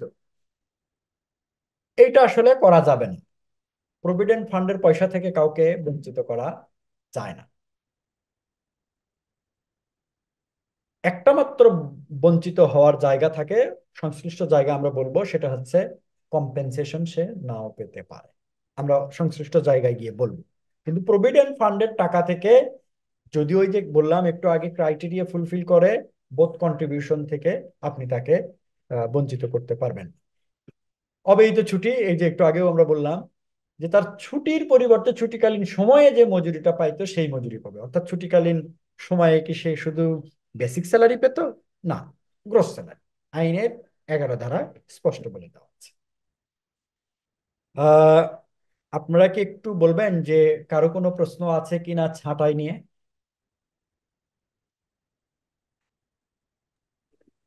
না, থ্যাংক ইউ। জি, তাহলে আমরা একটু ডিসচার্জে যাই। আমরা আগেই বলেছিলাম যে ডিসচার্জ করা যায় দুইটা কারণ, একটা হচ্ছে মানসিক বা শারীরিক অক্ষমতা, আর একটা হচ্ছে কন্টিনিউয়াস ইল হেলথ। তবে এটা করতে হলে অবশ্যই রেজিস্টার্ড ডাক্তার কর্তৃক সার্টিফাইড হইতে হবে, যেটা আইনের 22 ধারায় বলে দেওয়া আছে। কারণ আইনের ধারা বিধান অনুযায়ী যদি আপনি রেজিস্টার্ড চিকিৎসক কর্তৃক প্রত্যয়নপত্র না নেন, কাউকে যদি ডিসচার্জ করেন, সেটা কোর্টে গেলে সেটা টিকবে না। এখন ধরেন আপনি, একটু আগেও আমি যে একটা মাল্টি ন্যাশনাল কোম্পানির কথা বললাম, ওই যে ক্যান্সারের পেশেন্ট, উনি যিনি 1.5 বছর হলো অসুস্থ এবং যিনি ওইখান থেকে কামব্যাক করার সম্ভাবনা খুবই কম, উনি নিজে আর ডাক্তারের কাছে গেলেন না। তো তখন কোম্পানি করলেন কি, তার বাসায় একজন ডাক্তারকে পাঠালেন এবং ডাক্তার সার্টিফিকেট দিলেন যে he is not fit for the job. এটা পেয়ে প্রতিষ্ঠান তাকে বলল যে you are discharge from your service. এটাকে চ্যালেঞ্জ করা যায়, এটাকে চ্যালেঞ্জ করা যায় যে ওই যে ডাক্তার যে সার্টিফাই করলেন, যিনি হন, অর্থাৎ এটা যদি শ্রমিকও দেয় মালিক করতে পারবেন চ্যালেঞ্জ, এবং মালিক যদি করে তাহলে শ্রমিকও এটা চ্যালেঞ্জ করতে পারবে। মালিক কোনটা শ্রমিক কোনটা চ্যালেঞ্জ করতে পারে? ওই যে মালিক বলল যে আপনি আর কাজের জন্য উপযুক্ত নন। আবার মালিক কোনটা করতে পারেন? শ্রমিক এসে বললো, স্যার দেখেন, ডাক্তার আমাকে সার্টিফাই করছে যে না, you are capable to do the current job. এখন মালিক বলতে পারে যে না, আমি তো দেখছি যে আপনি কারেন্ট জব করার অবস্থায় নাই। তাহলে এটা চ্যালেঞ্জ করা যায় কোথায়? সরকারি মেডিকেল কলেজের, মানে কমপক্ষে অ্যাসিস্ট্যান্ট প্রফেসর লেভেলের যারা বিশেষজ্ঞ ডাক্তার থাকেন তাদের কাছে। হুম। এটা করতে হয় যখন আপনি আহ, এই নোটিশটা পেলেন অথবা চিকিৎসকের প্রত্যয়নটা পেলেন, এটা যদি অসন্তুষ্ট হয় মালিক বা শ্রমিক যে কেউ, সেই ক্ষেত্রে উইদিন 10 ডেজ, 10 দিনের মধ্যে এটা করতে হবে। যিনি এই চ্যালেঞ্জটা করবেন সেই খরচটা, পরবর্তী চ্যালেঞ্জের যে খরচটা হবে সেটা তাকেই বহন করতে হবে। দেখেন এখানে একটা সুন্দর একটা মামলার রায় আছে যে একজন কর্মচারী 365 দিন কাজের মধ্যে 211 দিন ছুটি নিয়েছে। ছুটি নেওয়ার পরে আরো 1 মাসের জন্য ছুটির অ্যাপ্লিকেশন দিয়েছে। দেওয়ার পরে এখানে মামলার রায় হয়েছে, এটা মহসিন জুট মিল খুলনার একটা মামলা। আদালত তখন বলেছেন যে না, এটাই হলো কন্টিনিউয়াস ইল হেলথ। যেহেতু তিনি কাজ করার জন্য অক্ষম, সুতরাং তাকে ডিসচার্জ করা যেতে পারে। কারণ এটা নিয়ে চ্যালেঞ্জ হয়েছিল, মামলা হওয়ার কারণে এটা আদালত বলে দিয়েছে। সুতরাং আমরা ডিসচার্জ, কন্টিনিউয়াস ইল হেলথ আগে একটু বলেছিলাম যে কতদিন হলে হবে, এটার একটা গাইডলাইন আমরা এখান থেকে পেলাম যে মানে এত বেশি দিন যেটা আপনি অন্য কিছু দিয়ে আসলে কাভার করা যায় না। কারণ প্রতিষ্ঠান মালিকও তো প্রতিষ্ঠান চালান তার বেনিফিটের জন্য। উনি সবসময় যে শুধু শ্রমিকের ভালোটা দেখবেন, উনি ডেফিনেটলি উনি শ্রমিকের ভালো দেখবেন, সেই সাথে ওনার প্রফিট ম্যাক্সিমাইজেশনেরও উনি চিন্তা করবেন। ডিসচার্জের ক্ষেত্রে ক্ষতিপূরণ 30, প্রত্যেক বছরের জন্য 30 দিনের মজুরি, চলতি মাসের বকেয়া বেতন ও অধিকালটা, বানানটা ভুল হয়ে আছে, একটু দেখেন আপনারা, অধিকাল ভাতা, ভবিষ্যৎ তহবিল অর্থাৎ প্রভিডেন্ট ফান্ড যদি থাকে। আমরা যদি থাকে বলছি কারণ প্রভিডেন্ট ফান্ড এখন পর্যন্ত বাধ্যতামূলক নয়, তবে কোনো প্রতিষ্ঠান চাইলে চালু করতে পারে। যতক্ষণ পর্যন্ত মালিক বাধ্য না হচ্ছে ততক্ষণ পর্যন্ত চালু করে না আর কি, যেহেতু পয়সা কড়ির বিষয় থাকে। অব্যয়িত ছুটির মজুরি, এবং এখানে আরেকটা বিষয় বেশি আছে, সেটা হচ্ছে ইন্স্যুরেন্স। যদি প্রদেয় হয়, আপনি যে ইন্স্যুরেন্স প্রিমিয়াম দিচ্ছেন অসুস্থতার কারণের বিষয়গুলো যদি সেখানে কাভার করে আর কি।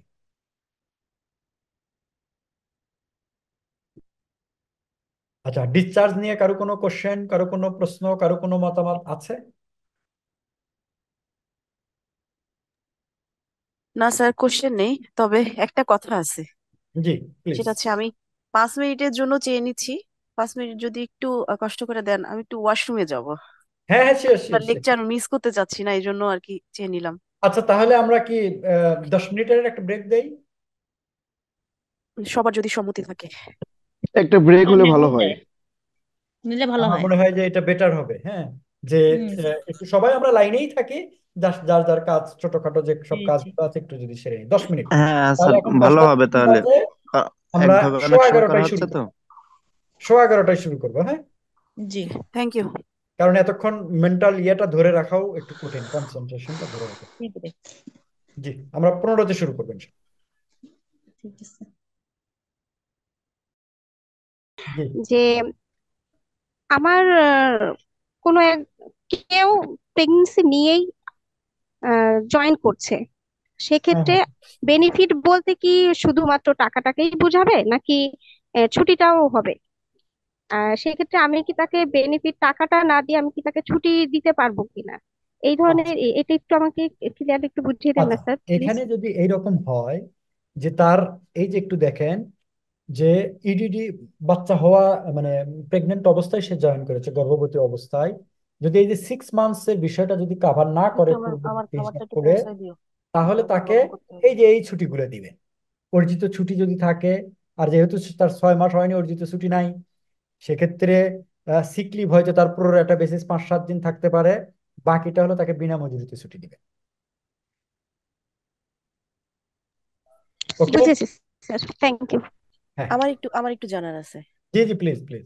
পূর্ববর্তী যে 8 সপ্তাহ মধ্যেও যদি তার বাচ্চাটা প্রসব না হয়, হুম। তখন যে আমি তাকে যে ছুটিটা দিচ্ছি, এটা কি হচ্ছে 56 পুরো 120 দিনের, সরি 100, মানে 16 সপ্তাহের ভিতরে না 16 সপ্তাহ বাদ দিয়ে, জি, মানে 16 সপ্তাহ পরবর্তী বাইরে। বাদ দিয়ে? কারণ কি, কারণ হচ্ছে যে আইনের 45 ধারায় বলা আছে যে বাচ্চা সন্তান প্রসবের পরে পরবর্তী 8 সপ্তাহের মধ্যে মালিক তাকে কাজ করাতে পারবেন না। 2 নম্বর উপধারায় বলা আছে সংশ্লিষ্ট শ্রমিক চাইলেও কাজ করতে পারবেন, অর্থাৎ পরবর্তী 8 সপ্তাহের মধ্যে আপনি কোনোভাবে হ্যাঁ, হ্যাঁ, অ্যাডজাস্টমেন্ট হ্যাঁ, না, যাইতে হ্যাঁ, পারবেন না। হ্যাঁ। আপনি এখন যদি আমার কাউকে আমার দেখা গেল যে 16 সপ্তাহ 8 সপ্তাহ 16 সপ্তাহ দিয়েছেন, কিন্তু 1 সপ্তাহ পরে বেবি হয়েছে, হুম, ওই পরবর্তী 8 সপ্তাহ জায়গায় 7 সপ্তাহ দিয়ে এই 1 সপ্তাহ আগায় নিয়ে আসতে পারবেন না। এই এক আচ্ছা, সপ্তাহ বাচ্চা হওয়ার আগের 1 সপ্তাহ আপনাকে অ্যাডজাস্টমেন্ট করতে হবে, যে এখান থেকে অর্জিত ছুটি বা সিক লিভ যদি তার থাকে। আচ্ছা, এইটা কিন্তু আমি তখন দুইটার একটাও কিভাবে যদি করবো? না থাকে তাহলে বিনা মজুরিতে ছুটি দিতে হবে। আচ্ছা, এটা আমি মানে তখন কিভাবে করব? তাকে তো আমি অলরেডি ছুটি দিয়ে দিছি, তাই না? সে তো চলে গেছে। তাহলে এই জি জি, অ্যাডজাস্টমেন্টটা তাকে আমি কিভাবে দেখাবো? এবং এইটা শুধু কি ছুটি অ্যাডজাস্টমেন্ট। নাকি ছুটির টাকাটাও দিতে হবে? মানে ওই 7 দিনের টাকাটাও দিতে হবে তাকে? না না না, এটা আর টাকা দিবেন কেন? শুধু আপনি ছুটি দিব? তখন ওইটা তাকে একটা লিখিত নোটিশ দিয়ে জানাই দিবেন যে আচ্ছা, তোমার, যে অথবা তাকে বললেন যে তুমি একটা অ্যাপ্লিকেশন দাও যে তোমার এক্সট্রা ছুটি দিয়া মানে ছুটি চেয়ে, যদি অর্জিত ছুটি থাকে সেটা হতে পারে, অথবা যদি তার সিক লিভ পাওনা থাকে সে সিক লিভ দিয়ে তখন ওইটা অ্যাপ্রুভ করে দিবে। আচ্ছা, তার মানে তাকে আর যদি আমি চাকরিটা ছুটিটা, থাকলেও চাকরিকালীন যে পয়সাটা পায় সেটা তো পাবে সে। হ্যাঁ, হ্যাঁ, তার মানে এই যে তাকে আমি যে ছুটিটা দিচ্ছি সে তাহলে 1 সপ্তাহ পরে আসতেছে, তাই না? মানে যেদিন তার ফেরার কথা জি সে 1 সপ্তাহ পরে জি ফিরবে। জি, আমরা যদি জি, একেবারে বেসিক্যালি ওইটা ধরি তাহলে 1 সপ্তাহ পরে। আচ্ছা, থ্যাংক ইউ, ক্লিয়ার। আর কেউ?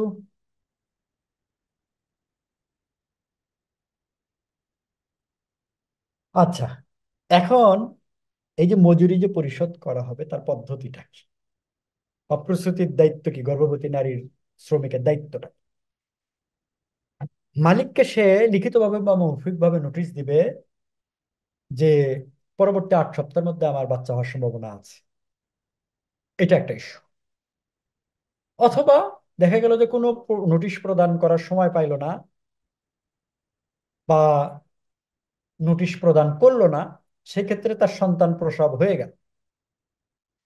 যেই দিন এই ঘটনা ঘটবে তিনি উক্তরূপ নোটায় সন্তান প্রসবের 7 দিনের মধ্যে তিনি নোটিশ প্রদান করবেন যে আমার এরকম বাচ্চা হয়ে গেছে, জানায় তাকে মালিককে তখন চিঠি দিতে হবে। অনেক সময় এরকম হয় না যে ইমম্যাচিউর বেবি ছুটিতে যাওয়ার আগে, অর্থাৎ 40 সপ্তাহে তো নর্মাল ডেলিভারি চিন্তা করা হয়, আমাদের দেশে তো বর্তমানে এখন সিজারের মাত্রা এত বেশি বেড়ে গেছে যে 35-36 সপ্তাহ ম্যাক্সিমাম হয়তো আহ, সময় ইয়ে করে, তার আগেই অনেক সময় বাচ্চা ডেলিভারি সিজার করে ফেলে আর কি ডাক্তাররা। তো এরকম ক্ষেত্রে যদি দেখা গেলো যে নোটিশ দেয় যে পরবর্তী 8 সপ্তাহের মধ্যে এরকম সম্ভাবনা আছে, অথবা নোটিশ দিতে পারলো না কিন্তু বাচ্চা হয়ে গেল, বাচ্চা যদি হয়ে যায় তাহলে পরবর্তী 7 দিনের মধ্যে মালিককে লিখিতভাবে নোটিশ দিয়ে জানাবে। তো এই দুইটা ক্ষেত্রে যদি ঘটে, তাহলে তখন মালিক কি করবে, যে সন্তান নোটিশের পূর্বে আহ পূর্ব নোটিশের ক্ষেত্রে, অর্থাৎ বাচ্চা হওয়ার আগেই যদি নোটিশ দেয় যে পরবর্তী 8 সপ্তাহের মধ্যে হবে, এরকম ক্ষেত্রে যেই দিন থেকে নোটিশ দিবে তার পরের দিন থেকে, অর্থাৎ ওই 8 সপ্তাহ হিসাব করে, এখানে একটু আইনের একটু ল্যাকিংস আছে। এখন যদি কেউ ধরেন বলল যে আমি আহ 8 সপ্তাহ পরে, অর্থাৎ আজকে যদি কেউ বলে 26 তারিখ, তাহলে এই 4 দিন তো আমার বেশি থাকছে, বা 8 দিন তো বেশি থাকছে।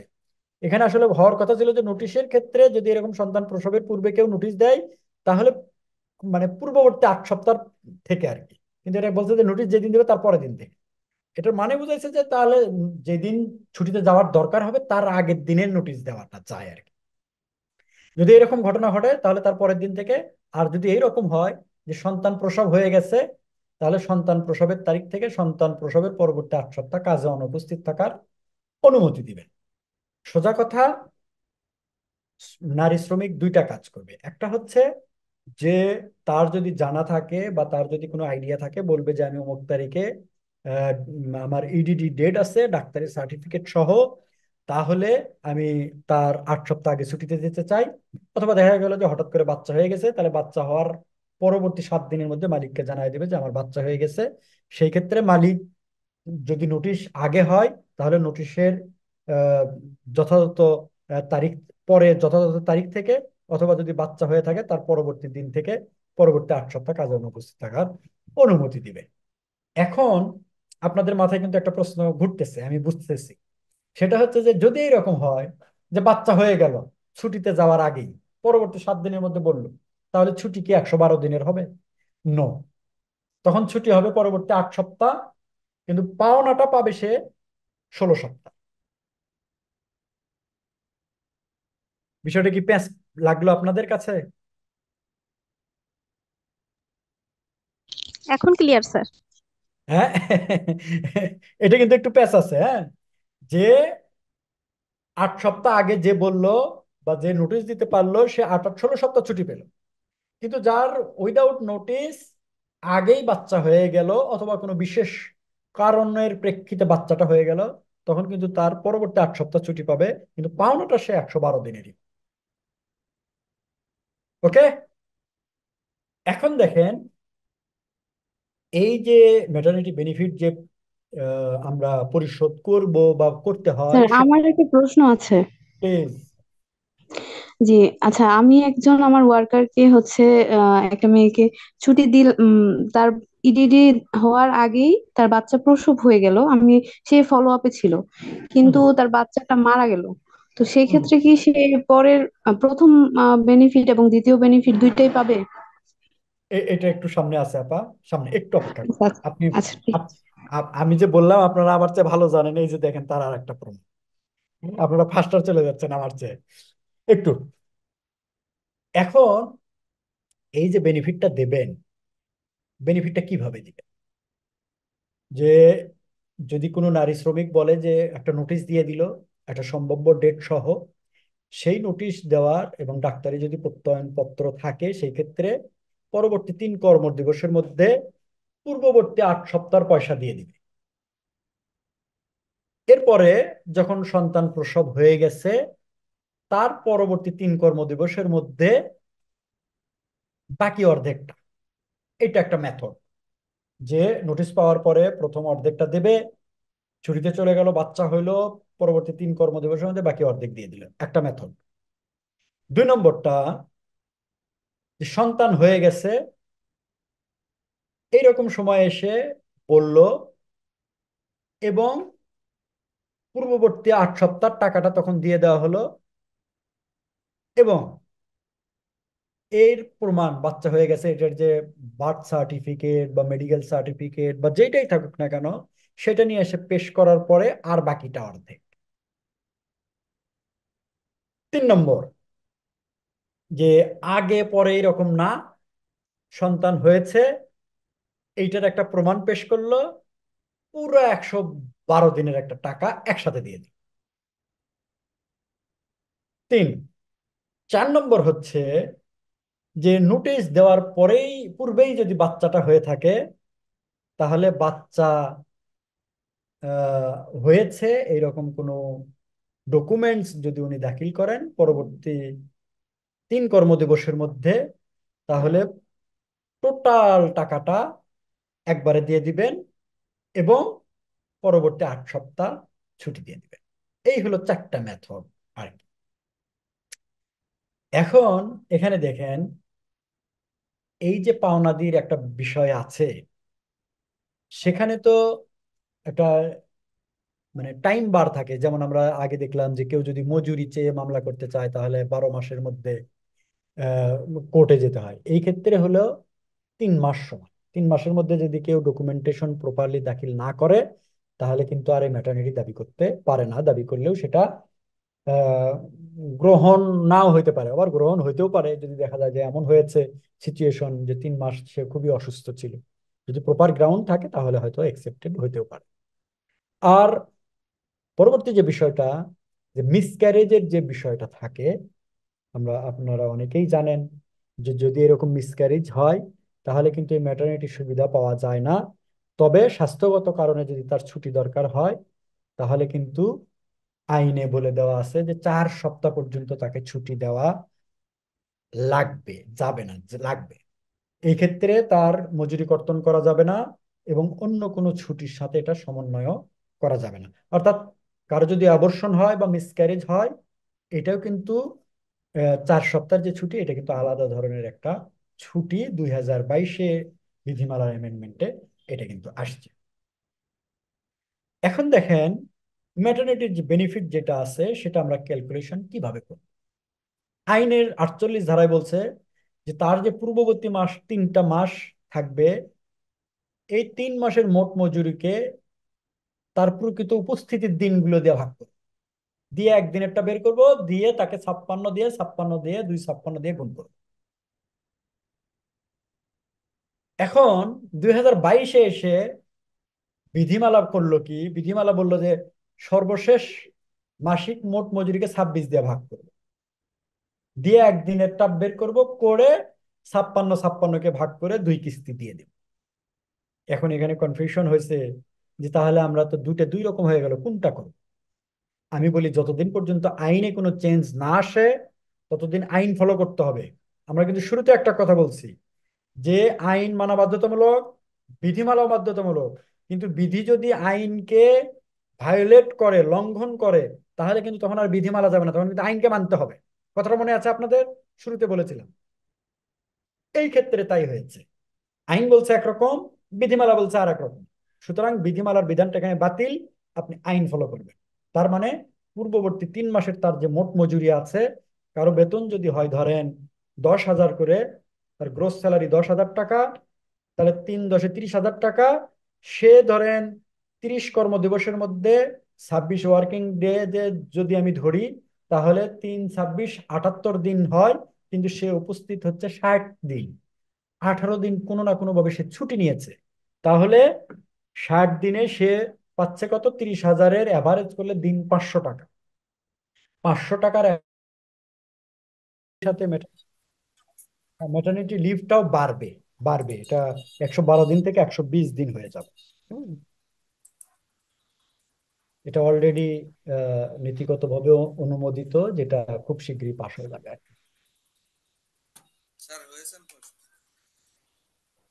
আচ্ছা, কো হোস্ট হয়ে আছি, কো হোস্ট হয়ে থাকলে কি শেয়ার করা যায়? হ্যাঁ হ্যাঁ, যায় যায়, ঠিক আছে, নো প্রবলেম। ঠিক আছে, তাহলে মনে হয় আমরা এই পর্যন্ত বলেছি। এখন আমরা উদাহরণ হিসেবে বলেছিলাম যে কারো বেতন যদি 10,000 টাকা হয়, তার যদি আহ এইরকম হয় যে সে উপস্থিত 3 × 26 = 78 দিন, কিন্তু সে উপস্থিত হয়েছে 60 দিন, তাহলে তার বাকি 18 দিন সে 3 মাসে ছুটি নিয়েছে বিভিন্ন কারণে, শারীরিক অসুস্থতার কারণে। অনেকেই ফাঁকিবাজি দিয়েও অনেক সময় ছুটি নেয়, এমন খবরও আমাদের কাছে আছে। তো যেটাই হোক, যে ছুটি বেশি নিতে পারবে তার ম্যাটারনিটি বেনিফিটটা তত বাড়ে। এই জন্য এইবারের অ্যামেন্ডমেন্টে এই জায়গাটাই, এই ইস্যুগুলো আহ, দেখিয়ে আমরা এখানে একটা বড় ধরনের চেঞ্জ করার চেষ্টা করেছি। এটা হয়তো আসলে তখন বোঝা যাবে যে কি অবস্থায়। আপনারা যারা এর মধ্যেও অলরেডি একবার বিল পাস হয়েছিল গত বছর নভেম্বরের 3 তারিখে, সেটাও হয়তো বিল আকারে দেখেছিলেন, সেখানেও কিন্তু চেঞ্জটা ছিল। যেটা আরো কিছু চেঞ্জ টেঞ্জ হবে, যেহেতু ওইটা প্রেসিডেন্ট অফিস থেকে ফেরত আসছিল আর কি। তো এই হলো মোটামুটি ম্যাটারনিটি বেনিফিট ক্যালকুলেশন। এখন ওই যে আহ, যিনি একটু বললেন যে বাচ্চা হওয়ার পরে যদি বাচ্চা মারা যায় তাহলে 2 বেনিফিটই পাবে না, আগেরটা তো পাবেনি, পরেরটাও পাবে, কারণ এটা একটা ডেলিভারি। ঠিক আছে, এখন বাচ্চা হলো, বাচ্চা প্রসবকালে দেখা গেল বা পরবর্তী 8 সপ্তাহের মধ্যে মহিলা শ্রমিকটাই মারা গেলেন, তাহলে কি? সেক্ষেত্রে বলা হচ্ছে যে যদি শিশুটা জীবিত থাকে, শিশুর তত্ত্বাবধানকারী যিনি থাকবেন তাকে পরবর্তী পেমেন্টটা দিতে হবে। আর যদি বাচ্চাটা জীবিত না থাকে তাহলেও কিন্তু তাকে বঞ্চিত করা যাবে না। যদিও মহিলাটা মারা গেছে, বাচ্চাটাও মারা গেছে, তাহলেও তার মনোনীত ব্যক্তিকে বা আইনগত প্রতিনিধিকে পরবর্তী পয়সাটা দিতে হবে। আর যদি সন্তান প্রসবের পূর্বেই মারা যায় মহিলা, তাহলে মৃত্যুর তারিখ সহ পূর্ববর্তী সময়ের জন্য, অর্থাৎ যেই তারিখে মারা যাবেন তার আগ পর্যন্ত, অর্থাৎ সেই তারিখ ধরে তার আগ পর্যন্ত ম্যাটারনিটি বেনিফিটের পয়সাটা দিয়ে দিতে হবে। এখন দেখেন, এমন হলো যে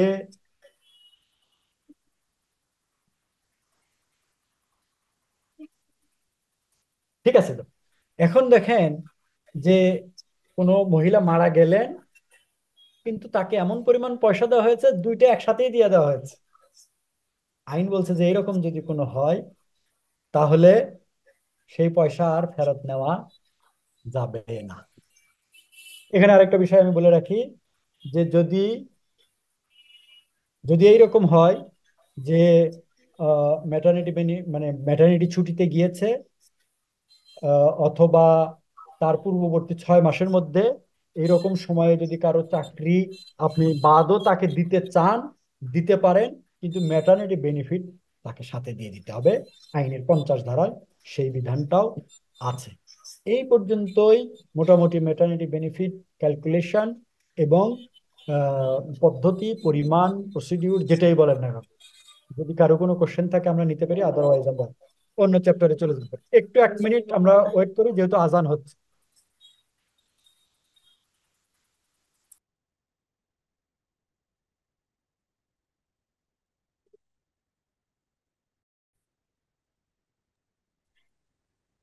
জি জি স্যার, আমার একটা কোশ্চেন ছিল। জি জি, প্লিজ, আমি কোশ্চেন নেওয়ার জন্যই আসছি, এখন বলেন। আচ্ছা, আমার কোশ্চেনটা হচ্ছে যে আমার একটা মেয়ে ম্যাটারনিটি থেকে ফিরে আসছে, কিন্তু তার বাচ্চাটা ডেলিভারি হওয়ার 16-17 দিন পর বাচ্চাটা মারা গেছে, এবং হওয়ার পর থেকে সে বাচ্চাটা মেডিকেলে ছিল। তো ও জি, এখন পর্যন্ত বাচ্চাটা মারা মানে বাচ্চা হওয়ার বা মারা যাওয়ার কোনো ডকুমেন্ট আমাকে সে দেয়নি। কতদিন হচ্ছে এটা? যদিও আমি তার টাকাটা পেমেন্ট করছি, এটা হয়ে গেছে, এটা নভেম্বরে সে আমার এখানে পরে ফিরে আসছে আর কি, মানে বাচ্চা আচ্ছা, ডেলিভারি এটা যদি ডিসেম্বরের দিকে। দিয়ে থাকেন তাহলে তার ফেরত নিতে না পারবেন না, না, আমার না? আমার হ্যাঁ ফেরত না, আমার কোশ্চেনটা হচ্ছে যে মনে করেন আমি তাকে যদি না দিয়ে থাকতাম, মানে জি, যদি তাহলে এই 3 মাসের সিস্টেমে, মধ্যে, পরবর্তী 3 মাসের মধ্যে এটা দাখিলে তার এটা কোনো বাধ্যবাধকতা। এটা কোনো অডিটে তো আমাকে ইয়ে করবে না যে আপনি কেন টাকাটা দেননি? মানে এটা যদি আমি না, করে আপনি থাকি যে আমি বলবেন যে টাকাটা তিন দেন। মাসের মধ্যে, যেহেতু তার আইনি বাধ্যবাধকতা ছিল 3 মাসের মধ্যে ডকুমেন্টেশন প্রডিউস করার, সেহেতু সে আইনি বিধান মানেনি, বিধায় আমি তাকে দেইনি। এখানে আরেকটা কোশ্চেন আছে। জি মেয়ে মানে সেকেন্ড পেমেন্টের পর ফার্স্ট পেমেন্টের পর সে আর ফিরে আসেনি, হ্যাঁ, জি, সে আর ব্যাক করেনি, সেক্ষেত্রে তার সেকেন্ড পেমেন্টটা আমি কি করব? সেকেন্ড পেমেন্টটা দিয়ে দিতে হবে। আপনি তো দিয়ে দিতে হবে, পরবর্তী তাই না? সে তার যে ফেরত নমিনি আসবে কি আছে আসবে, একটু বলি। হ্যাঁ। হুম, সেটা হচ্ছে পরবর্তী সেকেন্ড যে পেমেন্ট, এটা কিন্তু পরবর্তীতে সে জয়েন করবে কি করবে না তার উপর নির্ভর করে না। জি জি জি। হ্যাঁ, আচ্ছা, তার জি। মানে তার কি আর নমিনিকে টাকাটা দিয়ে দিব কিনা, মানে জি তার জি যে নমিনি। জি, আচ্ছা, তার যে ঠিক আছে, নমিনি থাকবে তাকে দিন। ক্লিয়ার। আর কোনো প্রশ্ন?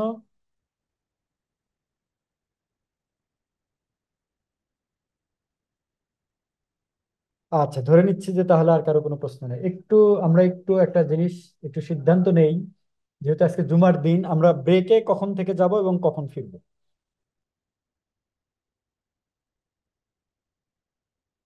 কারণ জুমার নামাজ পড়তে হবে, খাওয়া দাওয়া করতে হবে। স্যার আর কতক্ষণ কন্টিনিউ করি স্যার? হ্যাঁ, ব্রেকের আমরা পর মনে দুটো হয়, আসলে মনে হয় ভালো হয় স্যার। হ্যাঁ, কয়টায় গেলে ভালো হয়? তানিম সাহেব, কয়টায় গেলে ভালো হয়? স্যার আর মনে হয় 10 আর স্যার 12:30টায় অফ করে দিলে ভালো হয় স্যার। এত তাড়াতাড়ি অফ করবেন? আমার তো মনে হয় যে একটাতে গিয়ে আমরা আড়াইটায় ফেরত আসি, 1.5 ঘন্টা। স্যার নামাজ নামাজ আমরা অনেক জায়গায় নামাজ হয় 1টা 15-তে। ও আচ্ছা, তাহলে 1:45টায় আমরা শেষ করি। জি, এটা বেটার হয়, 15-1টায় আচ্ছা, শেষ করে 2:30টায় শুরু করি। 1:45টায় শেষ করে আড়াইটায় শুরু, ওকে ফাইন, নো প্রবলেম। জি। কারণ নামাজের দিন নামাজের বিষয়টা আগে প্রায়োরিটি দিতে হবে। ঠিক আছে। আহ, তাহলে আমি আর একটু স্ক্রিনটা শেয়ার করে নিই আবার। আচ্ছা, এরপরে আমরা কিছু এলোপাথারি বিষয় আর কি, যে পেশাগত যদি রোগে কেউ আক্রান্ত হয় অথবা যদি কর্মকালীন দুর্ঘটনায় কেউ যদি ক্ষতিগ্রস্ত হয়, তাহলে কিন্তু মালিক তাকে সম্পূর্ণ সুস্থ না হওয়া পর্যন্ত চিকিৎসা ব্যয় বহন করতে হবে। হ্যাঁ, তবে এখানে যদি বিষয়টা এরকম হয় যে ওই যে চার্টার্ড বাস বা কর্মকালীন দুর্ঘটনা নয়, এরকমই যদি হয়, সেগুলো কিন্তু আবার মালিক বেয়ার করতে বাধ্য নন। যদি সিএসআর হিসেবে কিছু দেন বা এডিশনাল কিছু করেন, সেটা মালিকের লাইবিলিটি। শিশু কক্ষ থাকতে হবে, যে যেখানে 40 বা ততোধিক মহিলা শ্রমিক কাজ করেন সেখানে একটা শিশু কক্ষ থাকবে, যেখানে 6 বছরের কম বয়সী সব শিশুদের জন্য আহ, রাখার ব্যবস্থা থাকবে আর কি, চাইল্ড কেয়ার। এরপরে হচ্ছে যে যদি কোথাও 100 শ্রমিক থাকে, তাহলে বাধ্যতামূলকভাবে গ্রুপ বীমা চালু করতে হবে। তবে এখানে শুভঙ্করের ফাঁকি হচ্ছে, গ্রুপ বীমার অ্যামাউন্টটা কি হবে আইনে কোথাও বলা নাই। 2 নম্বর হচ্ছে যে যাদের সেন্ট্রাল ফান্ডে কন্ট্রিবিউশন আছে তাদের আর গ্রুপ বীমার দরকার নেই। 3 নম্বর হচ্ছে যে তাহলে কি তারা গ্রুপ বীমার অর্থ থেকে বঞ্চিত? বঞ্চিত নয়। সেই সেম অ্যামাউন্ট, অর্থাৎ 2 লক্ষ টাকা, সেম অ্যামাউন্ট বললেও ভুল হবে আর কি, 2 লক্ষ টাকা তারা সেন্ট্রাল ফান্ড থেকে পায়, যারা সেন্ট্রাল ফান্ডে কন্ট্রিবিউট করে। যদি এরকম হয় যে কোথাও 99 জন শ্রমিক আছে, স্থায়ী শ্রমিক, এখন জিজ্ঞেস করতে পারেন যে তাদের জন্য কি তাদের জন্য আইনগতভাবে বাধ্যতামূলক নয়, তবে মালিক চাইলে বেশি দেওয়ার জন্য গ্রুপ বীমা করতে পারেন। এখন আমাদের দেশে বীমা হলো এমন অবস্থা যে বীমা করা না করা এটা অনেক সময় একটা মানে কি বলে অতিরিক্ত হ্যাসেলের কারণও হয়ে দাঁড়ায় আর কি। এটা নিয়ে ডিবেট আছে, তবে উন্নত দেশে কিন্তু বীমা সিস্টেমটা খুব বেশি স্ট্রং, যে এত বেশি হ্যাসেল নাই, এবং এটা সবচেয়ে ভালো কাজ করে থাকে আর কি। এখানে আরেকটা বিষয় দেখেন যে এইরকম যদি কোনো প্রতিষ্ঠানে বীমা করা থাকে, যদি সংশ্লিষ্ট শ্রমিক মারা যায়, তাহলে কিন্তু মালিক নিজ দায়িত্বে বীমার যে অর্থ এটা আদায় করার চেষ্টা করবেন, এবং সেটা আদায় করে আহ পোষ্যদেরকে সরাসরি প্রদানের ব্যবস্থা করবেন। এরপর হচ্ছে কর্মঘণ্টা ও ছুটি। আমরা এটা শেষ করতে পারবো বলে মনে হয়, এবং এটা শেষ করেই দেখা যাক নামাজে চলে যাবো। কর্মঘণ্টা হবে মোটামুটি, আমরা আগেই জেনেছি যে কর্মঘণ্টা কি। তাহলে কর্মঘণ্টা 8 ঘন্টা, আর ওভারটাইম দেওয়ার সাপেক্ষে এটাকে 10 ঘন্টা পর্যন্ত এক্সটেন্ড করা যেতে পারে। এই 8 ঘন্টা মানে হচ্ছে মাঝে যদি 1 ঘন্টা ব্রেক দেন তাহলে 9 ঘন্টা হয়ে যায়, আর যদি আরো 2 ঘন্টা আপনি ওভারটাইম করান তাহলে 11 ঘন্টা হয়ে যায়। কিন্তু মূল কর্মঘণ্টা কিন্তু 10 ঘন্টাই থাকে, তবে টোটাল টাইমটা 11 ঘন্টা সর্বোচ্চ হতে পারে। আচ্ছা, এখন ওভারটাইমের ক্ষেত্রে শ্রমিকদের যদি রাজি না থাকেন তাহলে কি হবে? শ্রমিকদের রাজি থাকতে হয় আর কি। হুম, শ্রমিকদের সম্মতি দরকার হয়। এখন আপনি বলতে পারেন যে ঠিক আছে, একজন শ্রমিক প্রত্যেক দিনই একটা সমস্যা দেখায়, তাকে সে অসম্মত যদি হয়, তাহলে তাকে দিয়ে কাজ করানো যাবে না। তার বিরুদ্ধে যে অন্যান্য যে বিষয়গুলো আছে, যে উপরস্থের আহ আদেশ অমান্য করছে, সেই হিসেবে আপনি অ্যাকশন নিতে পারেন।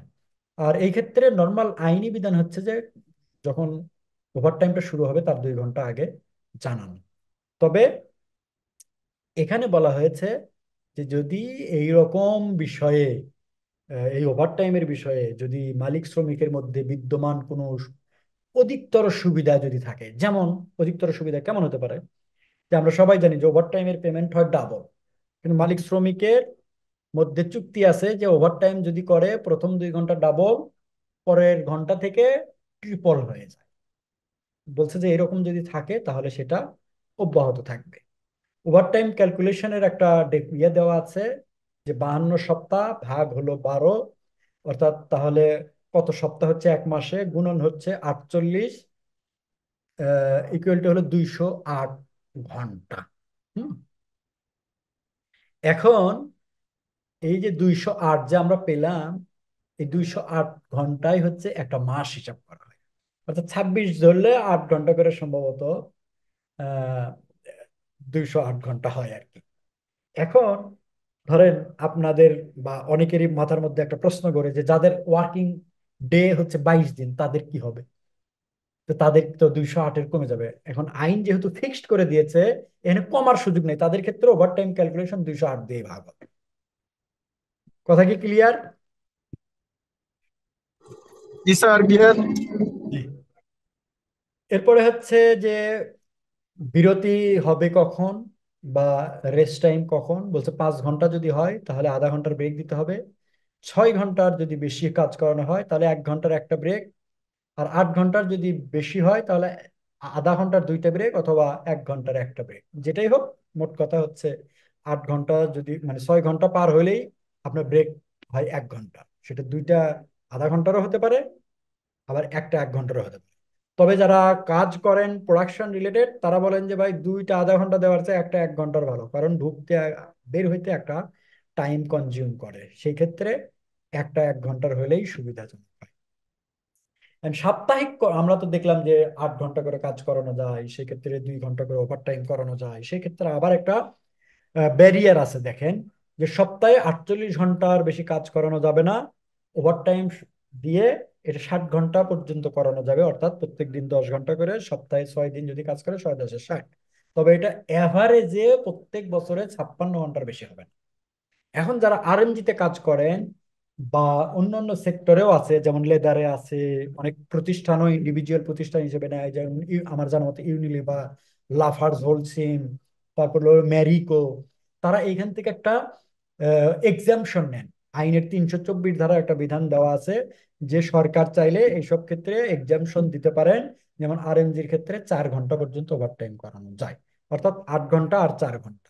যখন এই এক্সাম্পশন গুলো নেই 102 ধারা থেকেও তখন অব্যাহতি নেওয়া হয়, বছরের 56 ঘন্টা সপ্তাহে এটা তখন আর থাকে না। পরবর্তী বিষয় হচ্ছে এইটুকুতে কারো কোনো প্রশ্ন আছে?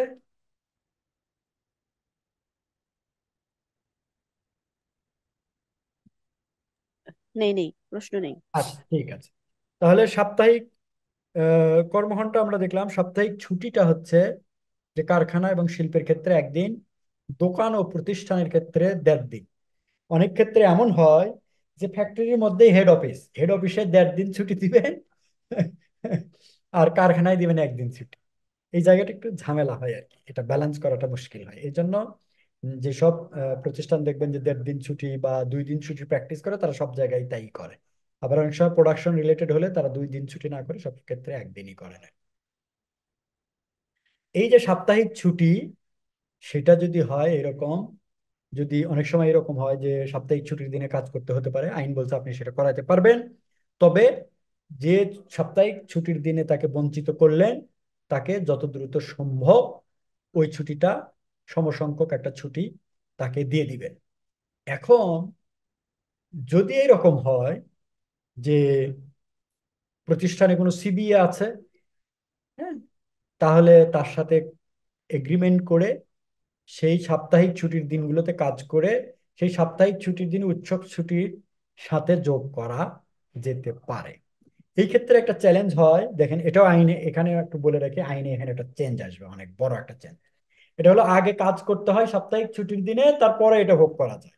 কিন্তু অনেক প্রতিষ্ঠানে তো এমনও হতে পারে যে আগে ছুটি ভোগ করলেন, পরে এসে ছুটির পরে, যেমন ঈদের ছুটির সাথে আমরা একটু বেশি ছুটি পাইতে চাই, পরে এসে করবেন। তো যেহেতু আইন বলছে যে কাজ আগে করবেন পরে ভোগ করবেন, এখানে একটু চেঞ্জ হবে যে আগে পরে মালিক শ্রমিক চাইলে এটা ঠিক করে নিতে পারে। এরকম ক্ষেত্রে কোনো অধিকার ভাতা প্রদেয় হবে না। এখন যদি ধরেন যে এরকম হয় যে 6 দিন কাজ করলাম, 60 দিন করলাম, পরবর্তী শুক্রবার আরো 10 ঘন্টা করলাম, আমার ওয়ার্কিং আবার 60 হয়ে গেল, সেই ক্ষেত্রে ওভার টাইম ওই দিনের জন্য হবে কিনা, আইন বলছে যে হবে না। কারণ কি? কারণ ওটার অল্টারনেটিভ ছুটি যেহেতু পরবর্তীতে দেওয়া হচ্ছে। আর যদি এরকম এক্সাম্পশন না থাকে, তাহলে কোনো সাপ্তাহিক ছুটির দিনে যদি কাজ করানো হয়, কোনো যদি এরকম এগ্রিমেন্ট না থাকে সিবি এর সাথে বা পার্টিসিপেশন কমিটির সাথে, তাহলে পরবর্তী 3 দিনের মধ্যে সাপ্তাহিক ছুটিটা দিয়ে দিতে হবে। যেমন ধরেন শুক্রবারের ছুটি আছে, শুক্রবার আপনি কাজ করালেন, শনি রবি সোম, এই 3 দিনের মধ্যে শনি রবি সোম যে কোনো একদিন সাপ্তাহিক ছুটিটা দিতে হবে। এই ছুটি না দিয়ে একাধারে আপনি 10 দিনের বেশি কাজ করানো যাবে না। আর যদি এরকম হয় যে কোনো শ্রমিক সাপ্তাহিক ছুটির দিনে কাজ করেছে, সেটা উৎসব ছুটি আহ, আহ, দিনে মানে সাপ্তাহিক ছুটির দিনে কাজ করেছে, সেটা কাজ করার পরে সে ওই ধরেন উৎসব ছুটির সাথে গেল, হ্যাঁ, ওই উৎসব ছুটির সাথে চলে যাওয়ার পরে সে আর ফেরত আসে নাই, বা তার ছুটি কিছুটা পাওনা রয়ে গেছে, সেই ক্ষেত্রে তাকে তাহলে পয়সা দিয়ে দিতে হবে। হ্যাঁ, যদি এরকম হয়, গার্মেন্টসে যেটা প্র্যাকটিস হয়, যেমন ধরেন যে আগের 4 সপ্তাহ তারা শুক্রবারে কাজ করায় নাই, করে নেয় ঈদের সময় করে কি আহ ওই 3 দিন বা 4 দিন যে ছুটি মালিক দেয় এর সাথে আরো 4 দিন ছুটি দেয়, 8 দিন বা 9 দিন ছুটি দেয় বা 10 দিন ছুটি দেয়। এটা ফ্যাক্টরি টু ফ্যাক্টরি প্র্যাকটিস করা হয়। এইরকম দেখা গেল যে উৎসব ছুটি ভোগ করার আগে তার চাকরিটা শেষ হয়ে গেছে, তাহলে যে 3টা যে শুক্রবার সে কাজ করলো বা 4টা শুক্রবার কাজ করলো, সেটার পয়সাটা কিভাবে দেওয়া হয় সেটার কথা বলা আছে। যে মোট মজুরি অর্থাৎ গ্রোস স্যালারি, যদি ওভার টাইম থাকে এবং বোনাস যদি থাকে সেটা বাদ দিয়ে 30 দিয়ে ভাগ করে একদিনের মজুরি বের করতে হবে এবং সমসংখ্যক সাপ্তাহিক ছুটি দিয়ে গুণ করে তার যে পাওনাটা সেটা দিয়ে দিতে হবে। আর এরকম ক্ষেত্রে যদি অব্যাহতি পাওয়াও থাকে, তাহলেও ক্ষতিপূরণমূলক ছুটি 1 মাসের বেশি কন্টিনিউ করা যায় না। অর্থাৎ এই যে গার্মেন্ট সেক্টরেও যে এক্সেপশন নিয়ে যে কাজ করে 4 শুক্রবারের বেশি সেখানে যোগ করা যায় না আইনগতভাবে। এইটুকু ক্লিয়ার কিনা একটু বলেন।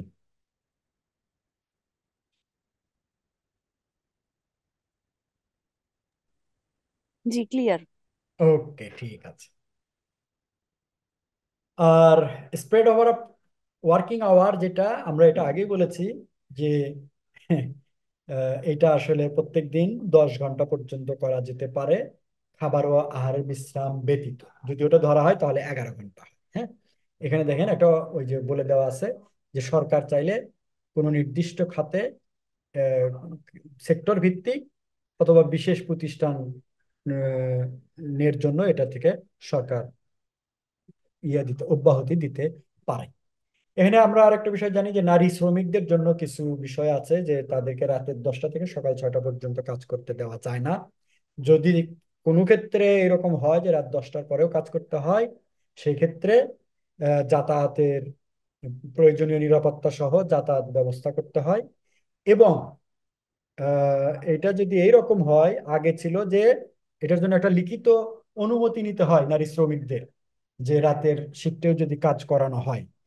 সেক্ষেত্রে আগে ছিল যে একবার অনুমতি নিলে সেটা 12 মাস পর্যন্ত কার্যকর থাকতো, এটা 1 মাস হয়েছে গত 2022-এর অ্যামেন্ডমেন্টে এসে বিধিমালায়। এটা বলা হয়েছে এখন যদি আপনি লিখিতভাবে প্রত্যাহার করা না হয়, তাহলে 1 মাস পর্যন্ত এটা বলবৎ থাকবে। অর্থাৎ আপনি রাতের শিফটে কাজ করতে পারবেন কি পারবেন না সেটা শ্রমিক একটা লিখিত ফর্ম আছে, এটা ফর্ম নাম্বারটা আমার এই মুহূর্তে মনে নাই, সেই ফর্মে তারা লিখিতভাবে সম্মতি জানাবে।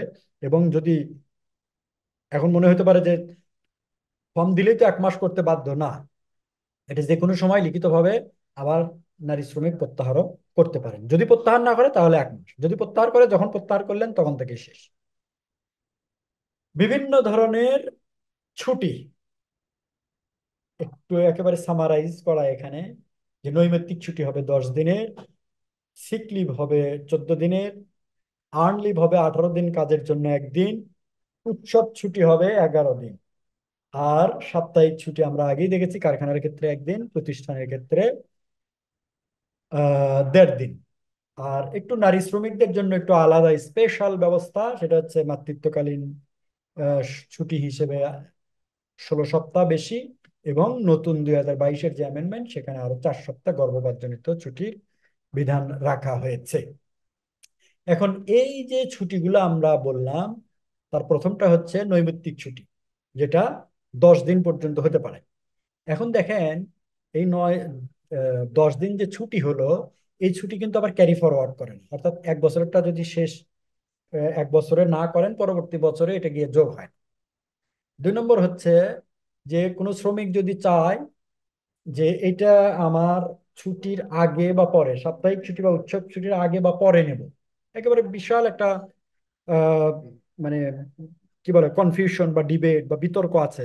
যেমন ধরেন কোনো প্রতিষ্ঠানে সাপ্তাহিক ছুটি শুক্রবার, সে বৃহস্পতিবার ছুটি নিল, অথবা রবি থেকে একবারে 5 দিনই ছুটি নিল, তাহলে ছুটি কয়দিন হবে একটু বলেন তো কেউ। ধরেন বৃহস্পতিবার সে ছুটি নিয়েছে, শুক্রবার তার সাপ্তাহিক ছুটি, ছুটি কয়দিন হবে?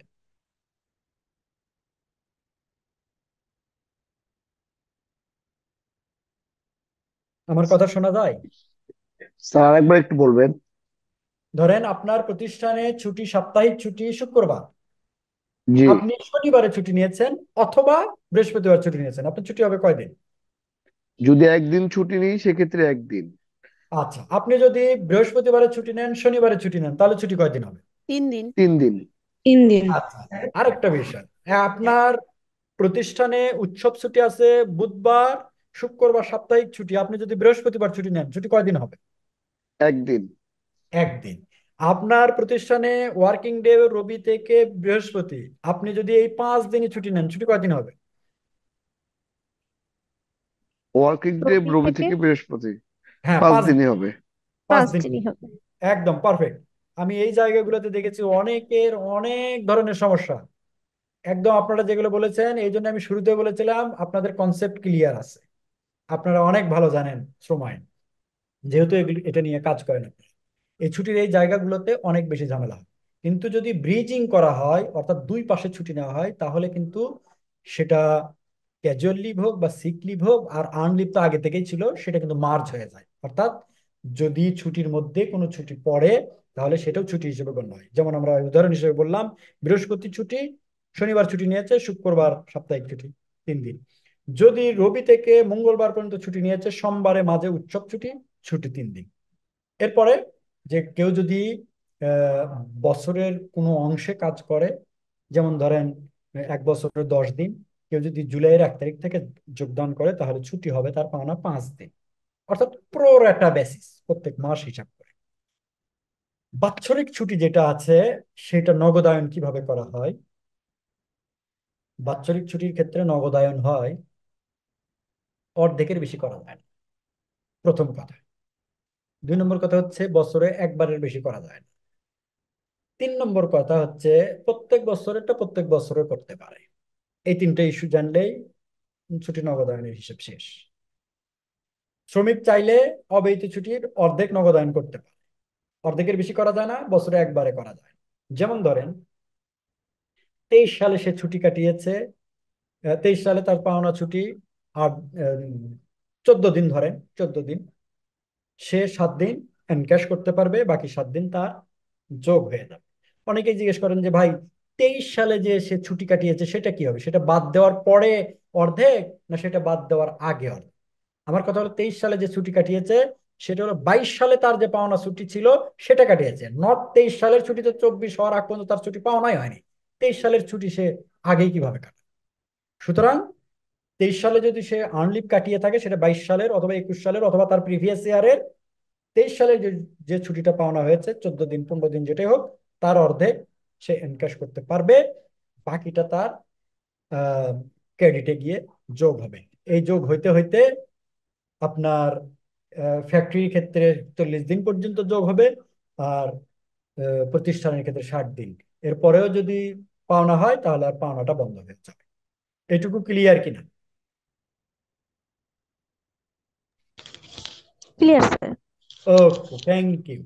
উৎসব ছুটি, উৎসব ছুটিটা যেহেতু আমরা বলছি 11 দিনের কম হবে না, এটা চাইলে প্রতিষ্ঠান অনেক বাড়াইতে পারে, সেটা প্রতিষ্ঠানের ব্যাপার।